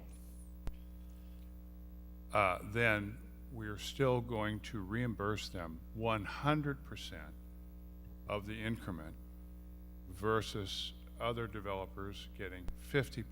What is the rationale for a 100% reimbursement versus 50, or versus some other number that I think have come along in the meantime? Every RDA is looked at individually. We can talk about a recent RDA that we did out in the Medina Plains that's structured differently. We look at each project and we determine from the project, but typically like in the warehouse district, I would say, because of the type of project, we've been very consistent with the 50%. This is a unique situation, and we're looking at this as, this was not a private development. This was meant to be developed as a nonprofit development. Because of the tax exemption status being denied, they are working through that appeal process. But we look at every request individually. But looking at the request, we also look at what are the comps to these types of projects. And this is a unique situation. And because of that uniqueness, we recognize that they needed additional support to help with the development and redevelopment of the project. Again, if the tax exemption appeal is successful, they will reimburse us. That's not typically what happens when you're dealing with private sector RDAs. I'm aware of that. I'm just wondering, it seems a little bit arbitrary. I know that we've got, I'm going to be sarcastic here, tremendous risk management inside City Hall. We've demonstrated that over a number of years. That's why I like tax abatement rather than TIFs. But I think one of the reasons that the warehouse district has been successful is because we are returning real estate taxes back, something that we didn't do with our other TIFs, some of which worked, some of which did not. I'm aware that we get 100% back. I mean, you know, if they win. If they lose, they're not tax exempt. So what's the difference then between them and the previous item on the agenda? If they are required to pay real estate taxes and not being tax exempt, why did they get 100%? Manager, do you want to step in? I do want to respond. Councilman, number one, the previous developer has a profit motive, is investing in that property to make money, and that's one of the reasons that they're doing that. In this instance, Distillery Labs is a nonprofit. It's a public-private partnership. We've invested in Distillery Labs ourselves through funds through the American Rescue Plan to support their operations. This is their intent and mission, is to try and grow small business and entrepreneurial businesses inside the city. They're taking an ICC building that didn't pay any property taxes before. This is the ruling that they've received so far. They're appealing that. In this instance, not unlike we've done with other development, I mean, in essence, we are giving 100% of the increment up in the Maui gym deal, 85% to the developer, 15% to the school district. In the East Village TIF, OSF receives 90% of the TIF increment that comes forward with this. This is a body that was created to try and grow small business. It's aligned with our efforts to try and, a number of points that align with our strategic goals of trying to grow small business and trying to grow our downtown. And in this instance, the overall property tax increment would be about 1/5 of their actual development costs. So this just allows them, if it goes forward, to recover those costs over the life of the TIF. So those are the rationale about why we set 100%. This is, again, it's a public-private partnership, and we didn't want to put that burden in place for them in this deal. I would add that the state of Illinois has invested as well with a grant to the tune of $10 million, if I'm correct, Mr. Setti, $10 million for capital costs.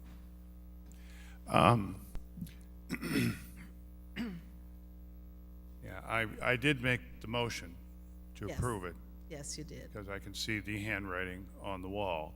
I would like to point out that they're getting lots and lots and lots and lots of public help. Yes. I'm for them, I mean, I want them to succeed. I think, however, we have, over time,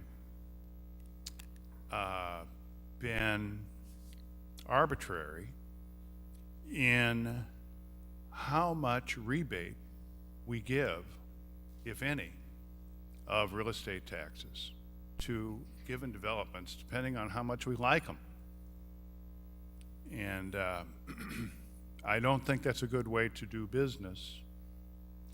However, it is the way we do business. And so I will stop. So thank you, Madam Mayor. Welcome. Councilmember Riggenbach? Thank you, Madam Mayor. Mr. Setti, nice to see you in the back row there. What, Assistant City Manager, what does the appeal process for this property tax, the nonprofit status, look like? What's the process, and what's the expected timeline for that appeal to be heard and ruled upon? Can I invite Chris Setti up to the podium to answer that question? Sure.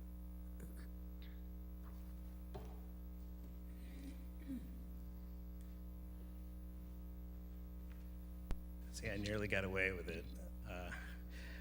No one's more surprised that we were put on the property tax rolls we're a 501c3 organization. So first of all, thank you on behalf of the Distillery Labs Board of Directors. I represent them tonight as a board member, and Bob Searing, our board chair, asked me to come and represent organization. The current status of which it is with the Illinois Department of Revenue. We had submitted our exemption paperwork through the county's Board of Review. They approved their suggestion, I should say, they don't get to approve it, was that we should be tax exempt. It went down to the state of Illinois, and we got kind of almost an immediate rejection of our request, but we have an opportunity to appeal. We actually filed that request for appeal sometime in August, and we haven't had a chance to have our hearing yet. So property tax exemption is based on two things. Nonprofit ownership, which I think is very clear that we are a nonprofit organization as an organization. It's the only reason we were able to receive those grants from the state of Illinois and from the U.S. Economic Development Administration. The other is exempt use. And I think we have sufficient evidence that we have exempt use as well. That's what prevents a city, for example, from owning space that they rent out to an ice cream shop. You still have to pay taxes there.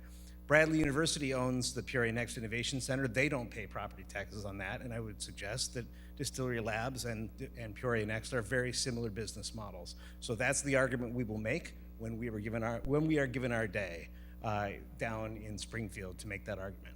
But I have no idea what the time frame is. Like I said, I've been working on this for a year, not with a lot of effort, because it's filing a piece of paper and then waiting for 6 months. So hopefully sometime in the next few months we'll know.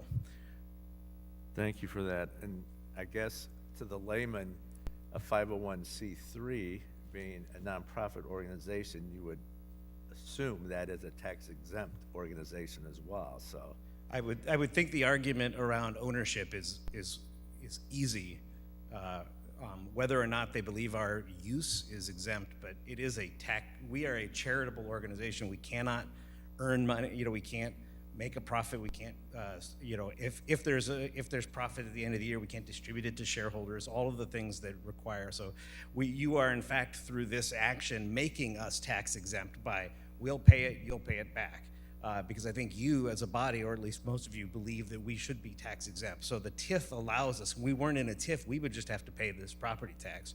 We're lucky that we're in the downtown conservation TIF and have this, or else it really becomes an operational burden that we weren't expecting of having to pay property taxes every year.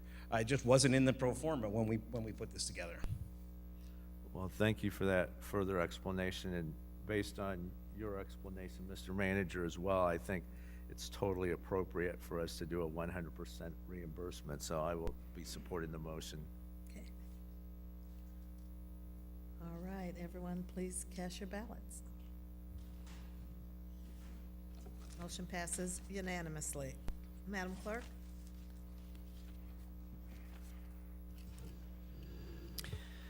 (23-380) is a communication from the City Manager and Finance Director Comptroller with a request to receive and file the month ended September 30th, 2023 unaudited financial report. Mr. Manager? Thank you, Madam Mayor. I'm going to turn the floor over to our Finance Director, Director Craddy. Right. Thank you, Mr. Manager. We have a number of items, so I'll be brief with this item. Overall, through the month of September, the overall revenues are down about $7 million year over year. In terms of overall expenditures are up about $3.3 million year over year. What I kind of just want to speak to that point on both of those items is this was anticipated in both of these, and we are, as I have been telling you, I believe for about the last 4 to 5 months, that as the year went on, we would start to see those numbers shrink down, and that is what we are seeing. And also just as important is the financial projections that I have in front of you tonight with the September report is still in line with the financial projections that's in your budget that will be discussed later this evening. And with that, I'm available for any questions. If there's no questions, can I get a motion to receive and file? Moved by Councilmember Allen, seconded by Councilmember Kelly. Please cast your ballot. Motion passes unanimously. Madam Clerk? 23-381 is a communication from the City Manager and Finance Director Comptroller with a request to adopt an ordinance amending Chapter 31 of the Code of the City of Peoria pertaining to stormwater utility. Director Craddy? This item is part of the overall budget recommendations this evening. This would continue the practice that the city has had since 2021 to not do the CPI increase this year for the stormwater utility. The fund balance in that fund is still at a level that the staff is not recommending to do that CPI increase. This ordinance would put it back into effect for 2025, obviously pending financial performance. And so staff would bring that back to council in future years for future consideration. Can I get a motion to approve? By Councilmember Valfula, seconded by Councilmember Graham. Questions? Councilmember Kelly? Thank you, Madam Mayor. Director Craddy, just for our information, what is the cumulative forgiveness, deferral? Well, no, it's not a deferral, but off the top of my head, I would say it's probably close to 10 to 12% cumulative over the last few years. Obviously, the CPI increase this year would have been relatively dramatic, somewhere close in the 6% range. So it's in the neighborhood of 10 to 12%. Thank you. Thank you, Madam Mayor. That's your ballots. Motion passes unanimously. Madam Clerk? 23-382 is a communication from the City Manager and Finance Director Comptroller with a request to adopt an ordinance abating the tax heretofore levied to pay principal of and interest on general obligation corporate purpose bonds of the City of Peoria, Peoria County, Illinois, 2015 Series B, C, and D, 2016 Series C, 2018 Series A, 2020 Series A and B, 2021 A, B, and C, 2022 Series A, and 23 Series A, and the partial abatement of taxes heretofore to pay principal and interest on 2018 Series B general obligation bonds in the amount of $500,000, the partial abatement of taxes levied to pay principal and interest on 2019 general obligation bonds in the amount of $500,000, and the partial abatement of taxes levied to pay principal and interest on 2022 Series general obligation bonds in the amount of $256,788. Director Craddy? Thank you, Madam Mayor. This is a long-winded ordinance that in essence lays out the abatement of property taxes that followed these debt issuances. It has been council practice over the last few years to levy $2 million for road projects. So that's what those three partial abatements get to a total tax of $2 million. And with that, I'm available for any questions. Any questions? Councilmember Euler? To approve. Is there a second? Seconded by Councilmember Kelly. Please cast your ballots. Motion passes unanimously. Madam Clerk? 23-383 is a communication from the City Manager and Finance Director Comptroller with a request to adopt an ordinance levying the taxes for fiscal year 2024 for municipal purposes for the City of Peoria, Illinois. Director Craddy? Thank you, Madam Mayor. This levy has been presented, I believe, on October the 17th as an estimate to City Council. We had a truth and taxation hearing at our last meeting on November the 7th. Just some overall information with the levy. The total extension of the levy this year would be $29,940,599. The key point with this is a 7% increase to the overall tax extension. But this is keeping the promise that the City Council has in policy of keeping the tax rate flat. So the tax rate for 2023 would be this tax year is the same as 22 tax year as approved. And with that, I'm available if the council has any questions. The motion to approve? Moved by Councilmember Greb, seconded by Councilmember Riggenbach. Questions? Councilmember Kelly? Director Craddy, I had a little trouble with the verbiage here, as I think you know. Could you explain to us? We have a last year's city rate of $1.113, yep, and a library rate of 0.45, and of course that does not equal 1.3534. Correct. So could you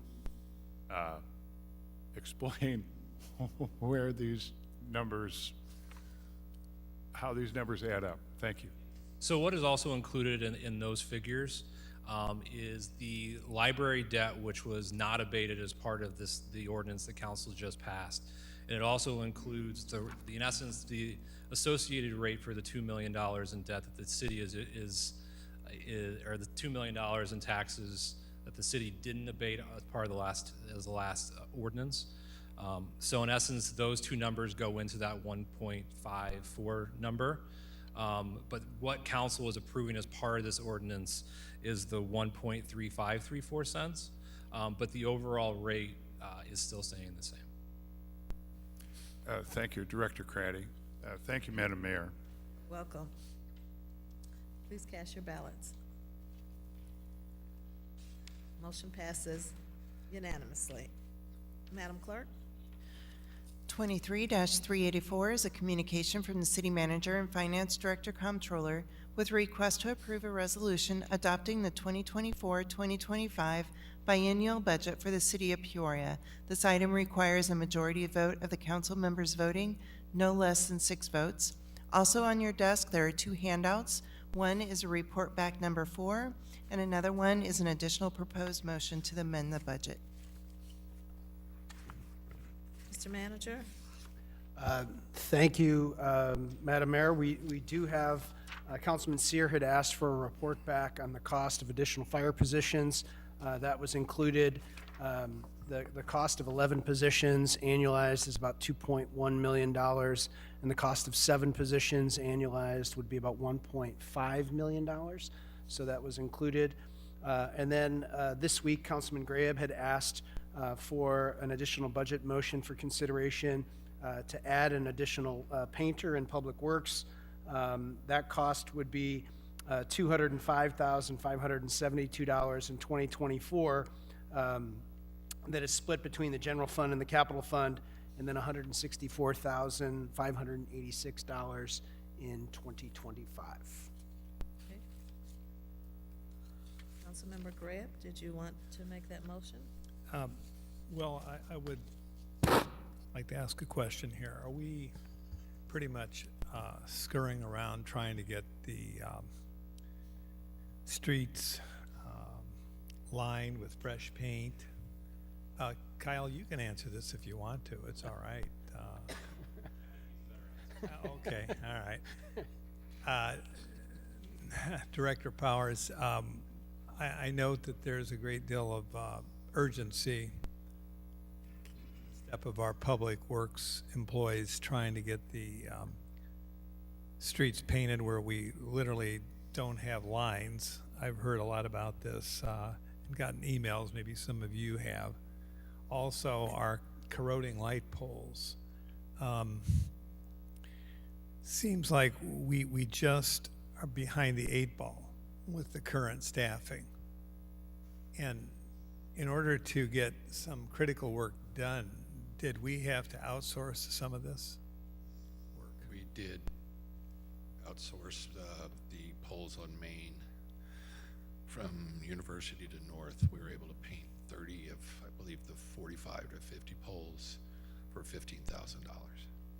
And we really haven't touched downtown ornamental poles or ornamental poles in many other sections of the city. Well, we might have had 1 or 2 projects, but it just seems to me as if, well, what do we have? 4 people who are dedicated to painting street and poles for the I whole actually city? misspoke. There's 3.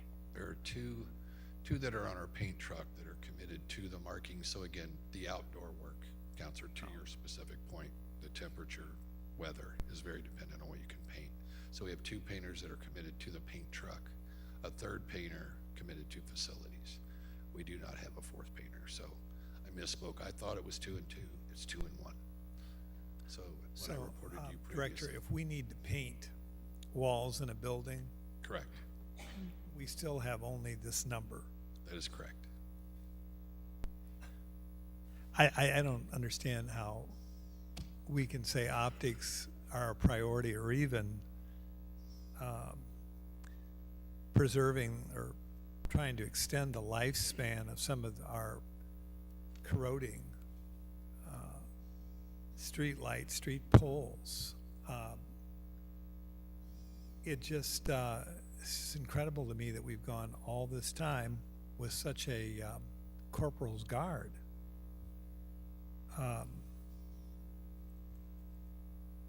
I don't want to send any of our city administrators to a mental hospital by completely and totally upending the financial system of the world by making a motion to hire 1 additional person.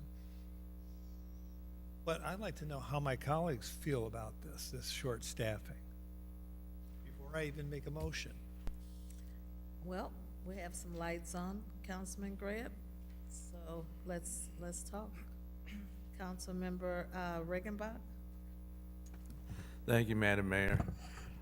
Director Powers, I don't recall, well, first of all, to be honest, I didn't realize we had such corroding infrastructure on our light poles. I don't recall seeing that in any of your reports or requests since you've been here, so thank you, Councilman Gray, for bringing that up. But what is the take on this now, to hire at a position at the 11th hour?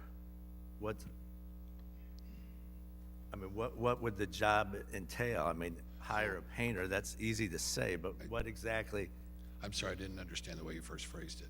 It would entail, if you think back to what I just said about the 2 painters on the truck that are outdoors, those poles, the only time we could paint outdoors is during the same time that we're doing the lane markings. So this additional painter would take up the additional outdoor painting needs, which isn't just the poles, it's the decorative planters, it's any other outdoor painting that would be required, the garbage cans. The poles would be the preponderance of it. Keep in mind, the city owns metal poles. The ornamental poles are painted. We have over 5,800 city poles, X percentage of those being painted. So that's what the full-time job would be, outdoor painting, away from the paint truck. But only during the warm weather months, Correct, and then obviously. they would So go what to would they do the rest of the year? They would go to facilities to assist with facility painting. And what's the lifespan on a paint job? On a what's the rotation? How often should we be painting these poles? And That's a variable, Counselor. It depends on the material, like what type of metal, salt, the types of winters, weather. I would say with most of our metal poles that we have and the type we have, probably 5 to 6 years. We would probably expect the paint before it would fail. And is there a plan proposed on how this would unveil, or is this something we're just throwing together here again at the last minute? Obviously, take some prioritization. I mean, to say we know what they would do, and we know that they would be gainfully employed, but to say we have a plan on X number per year, we do not. We would have to prioritize the condition of the poles. Right now, we just simply haven't done that because we focus on lane markings on streets and the facilities, obviously, with this facility painter.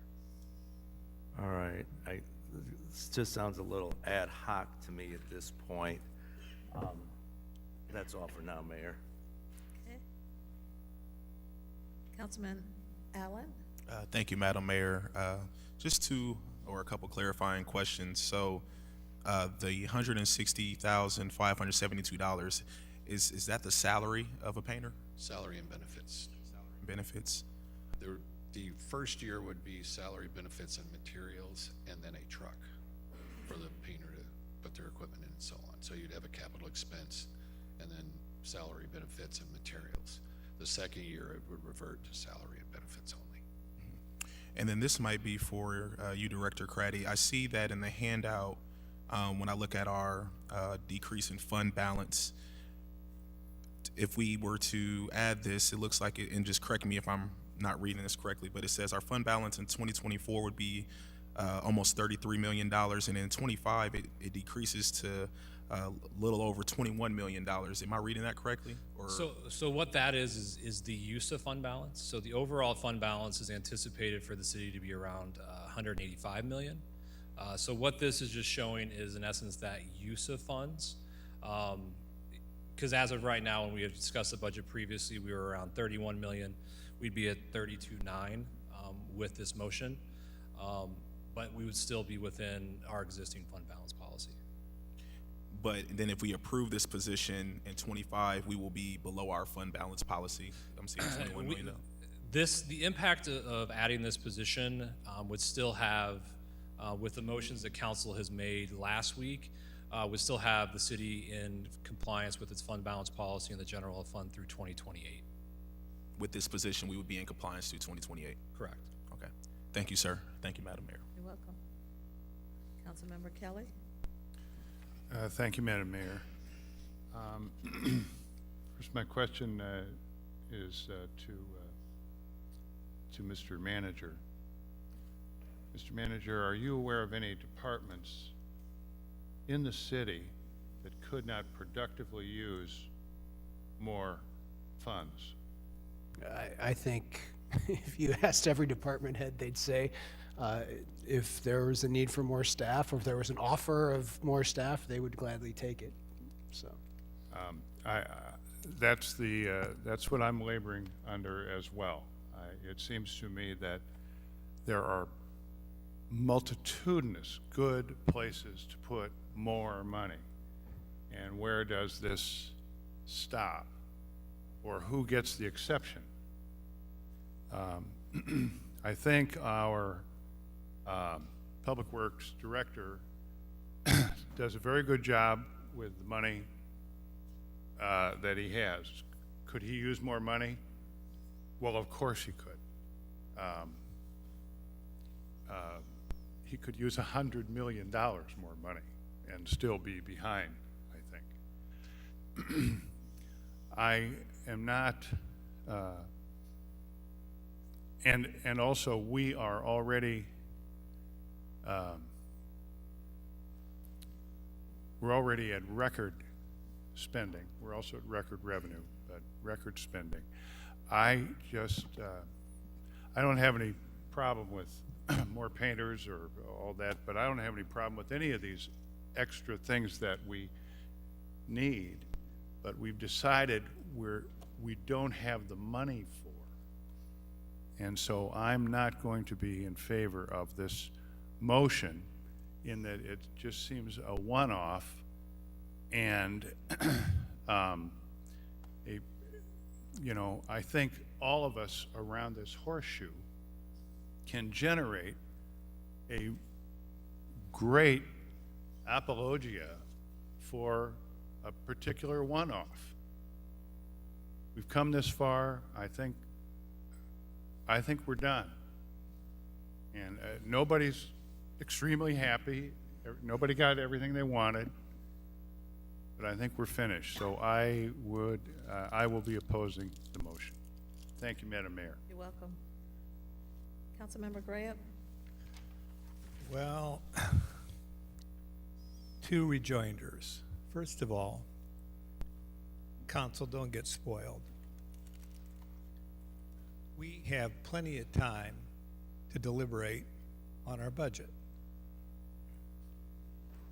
We've been stampeded to meet every single Tuesday, almost as if it's a punishment for not approving what was brought forth by our administration initially. We can approve this budget as late as December the what, 26th, Stephanie Tarr? Still give you enough time to publish things? Well, it would have to be before that, because I believe the county clerk is closed on the 26th. So when would that be? Because I talked to you about that, so they know. Since they seem to be in just almost palpitating, thinking that they're behind the 8 ball on this. Well, correct me if I'm wrong, but I believe that would be Tuesday, December 19th, that we would need to get it on file. Tuesday, December 19th. And as for the comment that, well, we could always use more resources. I remember we had a very political police chief. He didn't last long in Peoria. Yeah. And we had, you think 26 homicides a year is new. No, we had 26 homicides a year back in the mid to late 90s. And he did not want to stake out a position. And so he was asked, well, we have these COPS grants that are out there now. First 3 years of the police officer paid for by the federal government. Do you think you need more police? And I mean, we think that this is the only time we've ever had a crime wave. And he said, well, I could always use more. We could say that about everything we do. The question is, when you have something that needs to be maintained, when you have roads that need to be marked, when you have poles that are corroding and rusting, and I'll be happy to take any of you on a little ride around the city if you believe that's not the case. We can always say, well, this right here is wasteful. I suspect if some of these optical issues were way out in the cornfields, District 5, where everything is just so perfect, it might be a big issue for some council members here. But for those of us who live in the older parts of the city that need constant maintenance, and we have kind of an inability to want to maintain things, reminds me of some of our property owners who don't want to maintain their properties.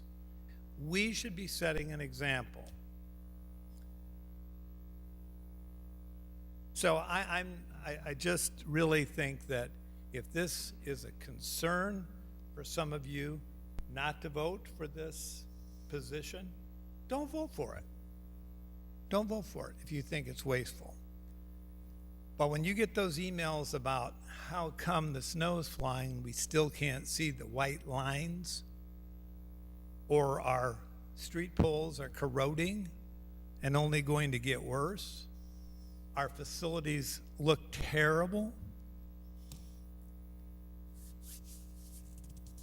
that painter would go inside to paint, correct, Director, during the winter then, if we would hire that person? That's correct, Council. Have any of you been, no, this is rhetorical. Have you been in some of our city facilities and been happy with the condition of them?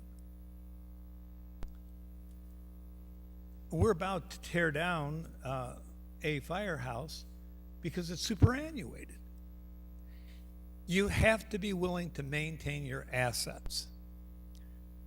And I think this one painter is a good use of assets. So I would move to approve it. Is there a second? Second by Councilmember Gordon Young. Any other discussion? Please cast your ballots.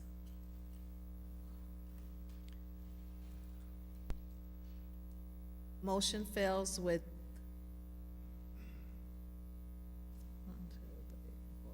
6 nays: Ali, Kelly, Euler, Riggenbach, Vespa, Velpula. Madam Clerk? Well, we're at the. Yeah, we would need to budget. vote on the And actual you've already item. read that. Have you read that yet? You've read it? Yes, I did Yes, read it, you've read yes. it. This was just on the additional amendment. Okay, so we're actually at voting on the voting to adopt the 2024-25 biennial budget. Yes. Can I get a motion to approve? Moved by Councilmember Euler, seconded by Councilmember Gordon Young. Discussion? Councilmember Allen? Thank you, Madam Mayor. Just a comment on this process. I just want to thank the work of our city manager and Director Craddy and all the different department heads that have provided us this information over this time. Thank you to the constituents that have been providing feedback throughout this process as well too. As someone who is, again, still newer to the council going through this process, I don't take this lightly. It's very humbling to be able to vote on a budget of this magnitude as we look to address the many needs and opportunities within our city. So I applaud the process. I will be supporting tonight's budget as published, but I just wanted to commend the collaborative process that helped us get here. Thank you. Well said, Councilmember. Councilmember Euler? Thank you, Madam Chairwoman. I can't remember the last time I voted to approve a budget for the city. I think I've been a nay the last several years. So I'd just like to mention that I think we've done an effective job deliberating all the topics in this year's budget, and I think the manager and staff has done an effective job as well, putting the presentation together for us and working with department heads and staff to come up with a good plan for the next 2 years. I do have heartburn with the size of the budget, and we're going to have to be very cautious over the next few years as some of the things roll off, like the COVID assistance relief funds, and making sure that we're doing our due diligence to really keep an eye on the dollars and what our actual long-term obligations are. But I appreciate how well this process has gone, and I think we've all done a really great job this time in working together to come up with a good plan. Thank you. Well said, thank you. Councilmember Riggenbach? Thank you, Madam Mayor. I think it just needs to be said even one more time how much we appreciate the leadership from Director Craddy and, of course, the city manager and the department heads and their work in crafting this book in a very readable and understandable manner, and getting the report backs to us in a very timely manner, which really helped make the process very smooth, I think, for all of us. So thank you for those efforts. They don't go unappreciated, and let's vote on this thing. Yeah, yes. I also want to thank staff leadership and also bringing in the new technology with all the graphs and charts that made it easy to view some very difficult, I would say, information. So, we're ready. Please cast your ballots. Motion passes unanimously. Yay.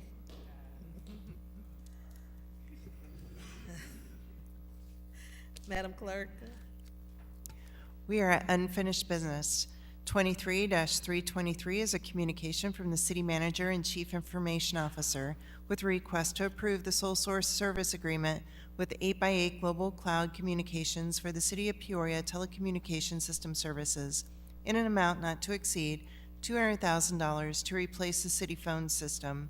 And this item requires a 2/3 vote of the council members voting, no less than 6 votes. Manager. As you know, we deferred this item. Thank you, Madam Mayor. We deferred this item for a month. I have our IS Director, Jessica McKean, is here to talk about the feedback that we got back from the 911 board, and we're ready to go forward. I should have brought Brandon in here with me. So the ETSB board is on board with this new phone system. We're going to actually improve, sorry, I ran over here, the services that their phone services as well. They will have a phone tree, some things that they don't have now that will help improve the services they offer and to give them time back to work on emergencies versus non-emergency issues. Okay. Any questions for Director McKean? Can I get a motion to approve? Moved by Councilmember Valpula, seconded by Councilmember Gordon Young. Any other discussion? Please cast your ballots. Motion passes unanimously. Thank you, Director.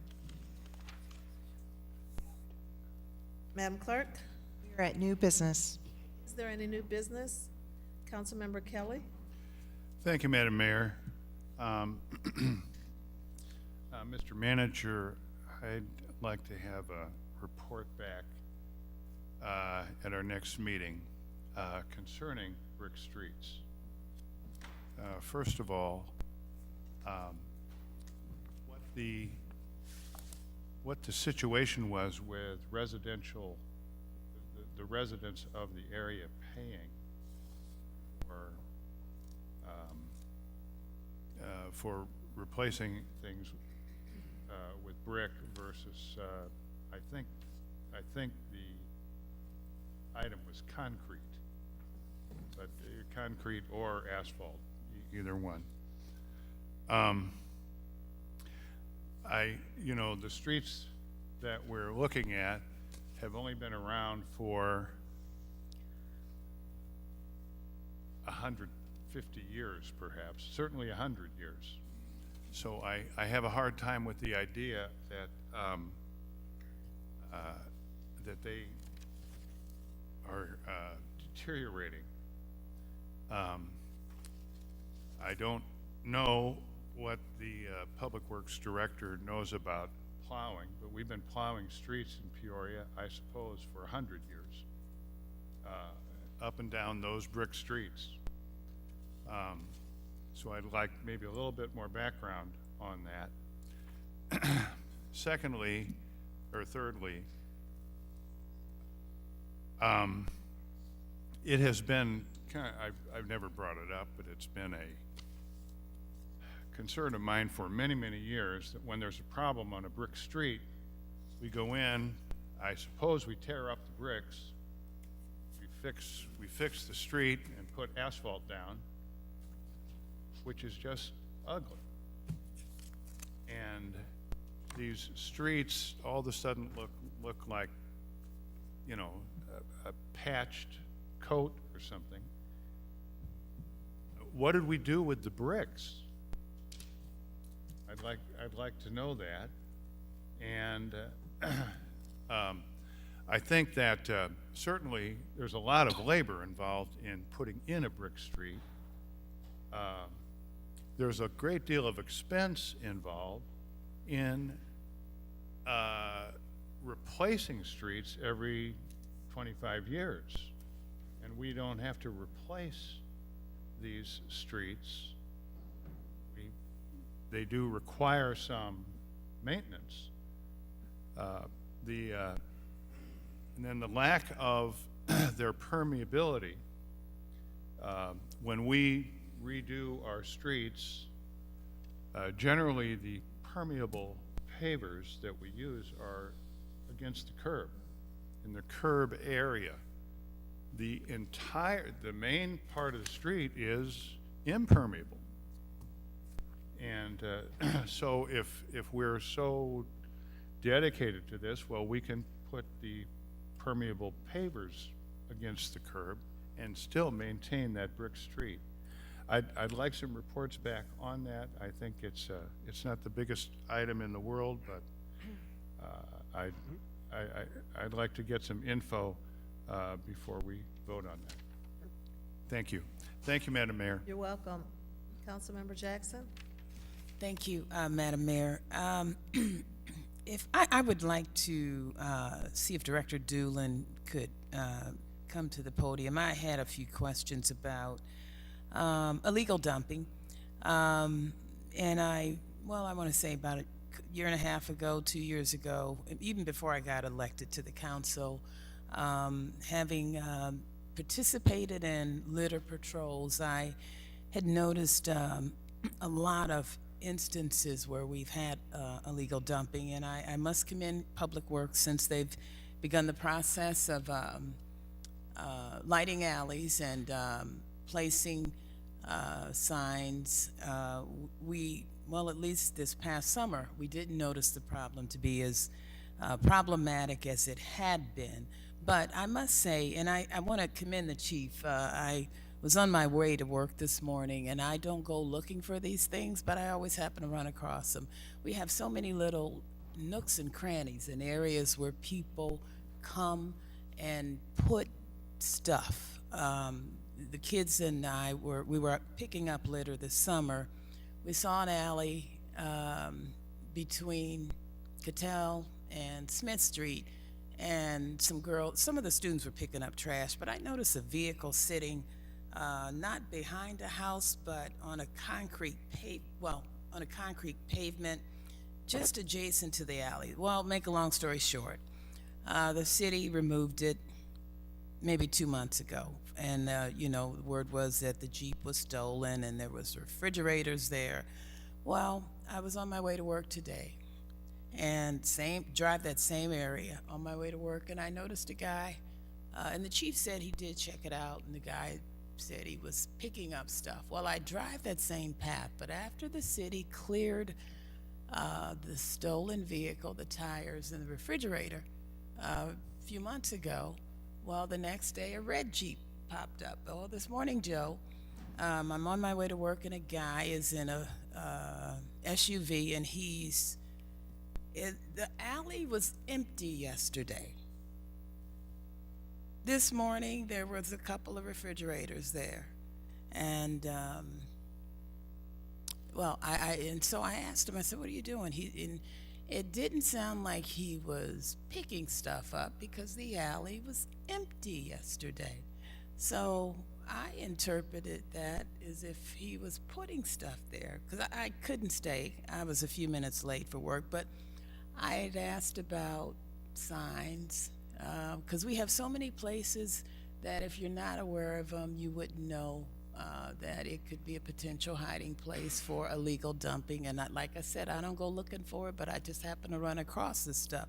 But I had asked about signs. I've seen a few in places that I've noticed that there were problems, but has there been any concerted effort to purchase and put them up? Because it's still a problem, especially in the summertime. You know, there might be a place where maybe a house was torn down, or someplace just adjacent that you can't see right close to the street, but if you turn and look back, you know. So could you give me a report as to number of signs, or if we were able to purchase any, where they've been placed? Because, like I said, people are still finding places to put stuff, and it's still a problem. Yes, it is.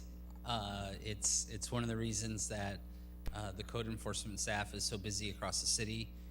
It's not concentrated in one part of town. Throughout most of our neighborhoods, we're dealing with dumping in the alleys, dumping at properties. It's incredibly unfortunate that there are citizens and members of our community who don't respect the rules. Illegal dumping is very hard to catch because you have to have evidence to prosecute when you see them doing it. Simply someone driving in an area and then you see something, it's really hard for us to prosecute. We have worked very closely with the police department, neighborhood services unit in the past to try to catch some illegal dumping that's happened. We've used deer cameras and been able to write some tickets for that. We do have signs available that we usually, when someone requests them for their sign about dumping, so we can, happy to have some in our office to get some locations for you want them, and we'll follow up with it. But the best thing we can say to everyone listening is when you see something, it's very similar to what the police said earlier. When you see something, let us know, report things. We'll look to it. We have a very good relationship with the neighborhood service unit, the police department. Our code inspectors go out there. They have a little more detective skills than some of our staff in trying to identify where things came from, who they came from. So we work closely. So if citizens are out there and they're listening and they see dumping sites, they see illegal dumping, please call Peoria Cares and let us know where it's at, and we'll take a look at it.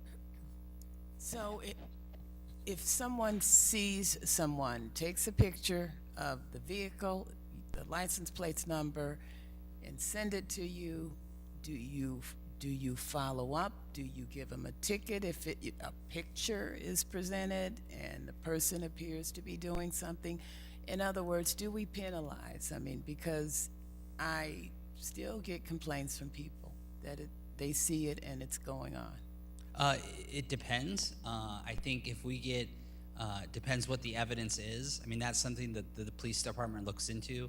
The neighborhood services unit works with on that. But if the citation or picture is evidence enough for them to do something to prosecute, they do. But sometimes you have to have that hard proof evidence, and ultimately, a lot of times, it's not exactly. Chief, I don't know if you want to. I think TIF 411 is a good example of what somebody can use if they don't want to personally call at the moment. Just send that information right to TIF 411. We're going to work with his team and get the information. They can go out. We will look up the plate information just like we did today with the information that I received, and then we can follow up from there, but we will work hand in hand with them. Okay, thank you. And Director Doolin, if you could just get me if you have, do you keep track of the locations where you put them, or do you just kind of randomly when somebody? They're available when sometimes citizens want them in the vacant lot next to them. So we don't have a location. I don't have a list, but I'm happy to get you a list of how many I have available tomorrow. And then if you have some locations, we can get them out. All right, thank you. Yep. Thank you, Madam Mayor. You're welcome. Councilmember Riggenbach? Thank you, Madam Mayor. You know, having just passed this $300 million budget, I just have to point out one of the many things that we had in last year's budget that gets lost a lot of times when we talk about all the big ticket things we're doing, and that's the neighborhood grant program that we use some ARPA funds for. Sunday night, I got an email from one of the HOAs in the 3rd District, and let me just read part of it. Thanking the city for putting that program together, and she says the project was smooth and fun to do. A primary reason for this was working with city staff members who were knowledgeable, helpful, and a pleasure to work with. And then she calls out 3 names in particular who were her primary contacts, and that's Kaylee, Dre, Lamia, Duahi, and Building Inspector Isaac Garcia. So I just think when we get emails like that, we need to make sure we recognize the men and women who make us look good every day. So Director Doolin, please pass our thanks on to those three and everybody that was involved in that program, because it made a difference in a lot of neighborhoods, and the folks really appreciated it. So thank you. And thank you, Madam Mayor. Absolutely. If there's no more new business, We are at citizens' opportunity to address the city council and town board. We have not received any cards. okay? So then we are on to executive session. I would like to invite a motion to adjourn and to convene in closed session immediately following adjournment of the city council meeting pursuant to the Open Meetings Act 5 ILCS 120/2C11 to discuss pending litigation, and pursuant to the Open Meetings Act 5 ILCS 120/2C21 for approval by the body of closed session minutes. Moved by Councilmember Gordon Young, seconded by Councilmember Kelly. No discussion. Please cast your ballots. Motion passes unanimously.